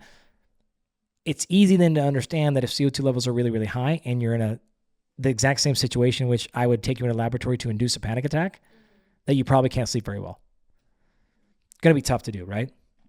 So the door example you gave was if you're in a room and you don't have great ventilation, and particularly if there are other living beings in that room. So your sleeping partner, your child or your spouse or partner, your dog, your parakeet, your chameleon, like all the things that are in the room, they're all doing the same thing. They're breathing in oxygen, they're exhaling CO2. So over 6 to 7 to 10 hours, that concentration of CO2 can rise. The vast majority of the time, no big deal. But if this number starts to exceed 900 parts per million, probably realistically, it probably needs to be above 2,000 or 2,500 for it to really start to matter. But the line you'll start to see in the research is around 900 parts per million. This is significantly associated with difficulty falling asleep, difficulty staying asleep, next day refreshness, quality sleep. Like you pick your metric and you'll see a sharp decline in those when CO2 levels rise. So the way around that, open up your window if you can. If that's not possible because you live in Brooklyn and, if you open up the window, there's too much pollution that comes in or there's too much noise or whatever the case is. Yeah. Then the other easy solution is to open up your door so at least the ventilation in your room can improve. So that's kind of where that comes from. And, again, this is going back to like one of my favorite things about talking to you is it's not something that you have to do immediately, but it's looking at certain health practices over the grand scheme of things and over years and over your lifespan to optimize for how you feel at 80. I think like the way that I think I like to frame this a lot. One framing I've found helpful is on aggregate. Like what you're doing on aggregate matters. So on average, over time, more often than not. This allows for daily imperfections. This allows for, maybe you dropped the ball for a few months. Maybe you had a kid and it's been 3 or 4 years. I don't really give a shit. If you are amazing for 55 out of 60 years, you're going to be amazing. Like it doesn't, right. This is a blip. Wait, I have a question. And then I kind of want to start getting to just wrapping up everything that we talked about. But Brian Johnson, we had him on last year. We went on a run together. His whole philosophy is never die. He wants to live forever. And he is somebody that doesn't now in life make exceptions. Like he pretty much, as far as we know, as far as he says, does everything perfectly when it comes to recovery, sleep, exercise, eating, everything. What do you think about Brian Johnson's mentality, never die? So I know Brian very well. You can go, if you'd like, you can go see the full training program I built for Brian. he released it. He put it up there. So his exercise program and all that stuff. You can go. I talked for hours about why I built it, how we built it for him, all those things. Every interaction I've ever had with Brian, he seems to be as genuine as he is out there. I don't think personally that's the approach that I would ever take. Brian wants to be an icon. That's great. Amazing. There. So value judgments on how he lives his life is not important. If you're asking kind of about like what he's doing in his methodology to get there, those are more interesting questions we can have. Well, I'm curious if you think the never die, and that's interesting. I didn't know that you built his training regimen. I did. To be clear, I don't think he does it anymore. He's modified it and changed it since I built it for him. But I saw a couple of your videos together, which I thought was cool, and just like some of the exercises he did, even for short form of like optimal movements or whatever. The one thing that you can do every day, that blah blah blah. But the never die thing, you know, as somebody that studies humans over long periods of time. So look, you don't do anything important by not being bold. If you're asking like, do I think he will die? Yes, I do. Do I think he's aging in reverse? No, I don't. No, I don't. Do I think he's giving himself every shot to live as long as possible? As much as we know scientifically. And I'm not saying anything I haven't told him many times. I would do some of his things a little bit differently. But no, I mean, I think he's going to die like the rest of us will. I don't think he's going to live to 250 years old or 200 or even 150. But he's, to me, always been a really nice guy, and I hope he does. That said, why I don't have as much irritation at him as many people do, he's transparent about what he's doing. And I'm kind of a guy where I'm like, as long as you're not misinterpreting what you're doing, not lying about it, not deceiving people. Okay, so he's fairly transparent. And again, knowing him in the background, like what I've seen, he's doing exactly what he's saying. Second thing is, the human race needs people like Brian Johnson. They need someone to do the thing that the rest of us don't want to do. And the rest of us are saying that's a waste of your life. Just like we needed Dean to go do those races. Like I need, I'm blanking on her name, but Dana, who came back and went to the Olympics in swimming after having 3 kids or something at age 4. Like we need those people to go, you're crazy, you're wasting your life, you're doing it wrong. Because we need to see what's physiologically possible. Yeah. I think it's inspiring, it's entertaining, and a bunch of people hate it, that's fine. All the criticisms, sure. But yeah, like I think it's rad where like I wouldn't live my life like that. I don't. I have other people who are equally as interested in living for forever, but they have a different philosophy of it. But to me, as long as he's being honest and he's not hiding stuff, I don't care if he's selling things. It doesn't bother me at all. And if he wants to live his life like that, because the reality of it is we have people that will go live in the Himalayan mountains by themselves for decades. And we call them monks. And they, quote unquote, waste their whole life meditating and never speaking. And we cherish that. Brian is wasting his life because he doesn't enjoy anything besides his regimen. How's that different? I don't want to do either one of those things. I don't want to go live by myself on a mountain, never talk to anybody. I don't want to do Brian has fun Johnson too. stuff. I see him out there with Paris Hilton sometimes. I know she's into longevity too. Yeah. No, I just had to ask because it's cool. Brian has given up dancing because he rolled his ankle one time. So a little bit of fun, but not too much. What are the 3 biomarkers that we should actually care about? It would be impossible for me to boil that into 3. There's too many parts of physiology. There are too many differences between individuals. There's also the confusion of what a biomarker is and what it means. So how tall you are is a biomarker, right? Your testosterone is a biomarker. I could take measurements of your brain. Those are biomarkers. Anything that gives a measurement of any biology is a biomarker. And so I realize these are easy ways for people to conflate expertise. Like, oh, biomarker sounds amazing. The size of your shoe is a biomarker. And so I think a better way to think about this would maybe be something like, do you have the nodes of human health that are taken care of? So are you managing stress? Are you eating high quality foods? Are you having a reasonable physical activity practice? Are you free of disease or infection? Do you have a mental health or community or sense of purpose?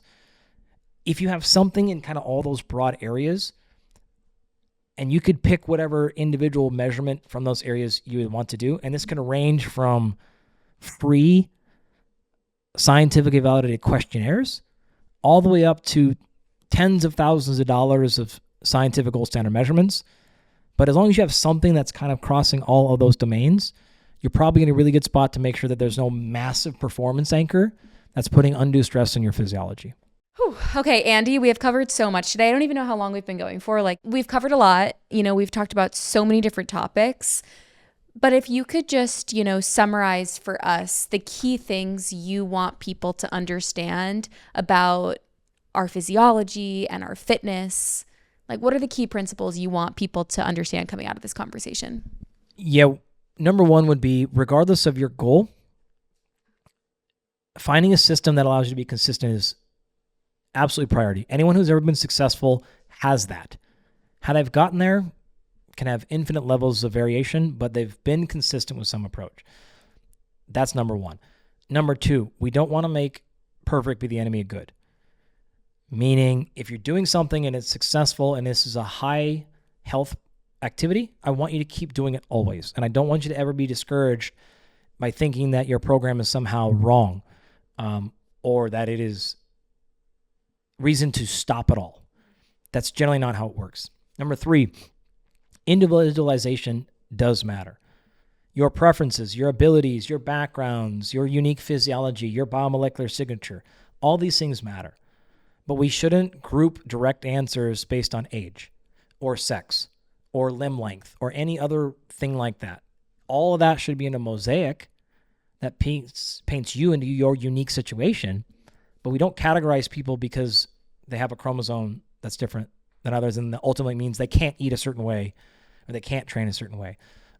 That's nonsensical. Another take home I would say here is develop a couple of things to pay attention to and focus on one or two things at a time for several months. So whether this is a new eating style or a behavior or a habit or a training approach, and give it 4 to 5 to 6 to 8 to 10 weeks. And then if you want to make modifications, you can. Where people can kind of get into tricky spots in this field is when they change a bunch of stuff all the time. And now we don't have enough consistency to run a good experiment to say, did it work? Did it not work? We have no idea what's going on. And that can lead to frustration. It can lead to guesswork. It can lead to progress sometimes and then no progress. And we can't figure out the rhythm. Why do I feel amazing some days and then not the others? And it seems to be totally inconsistent. There's something there. There is something that's happening. It looks like it's random, but it's probably not very random.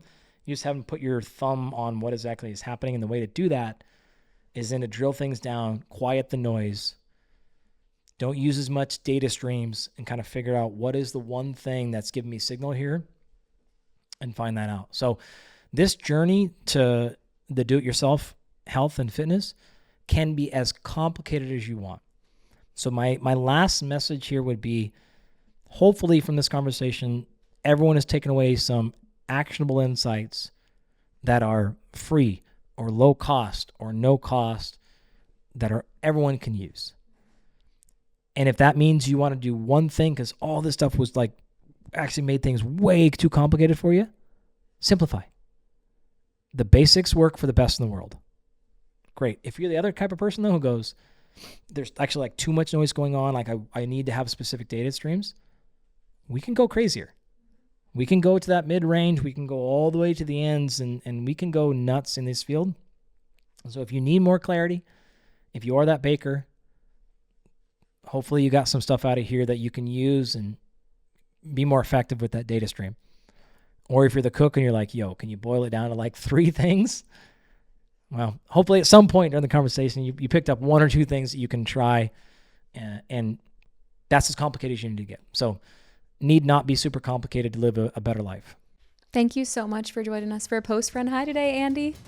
My pleasure. This was fun.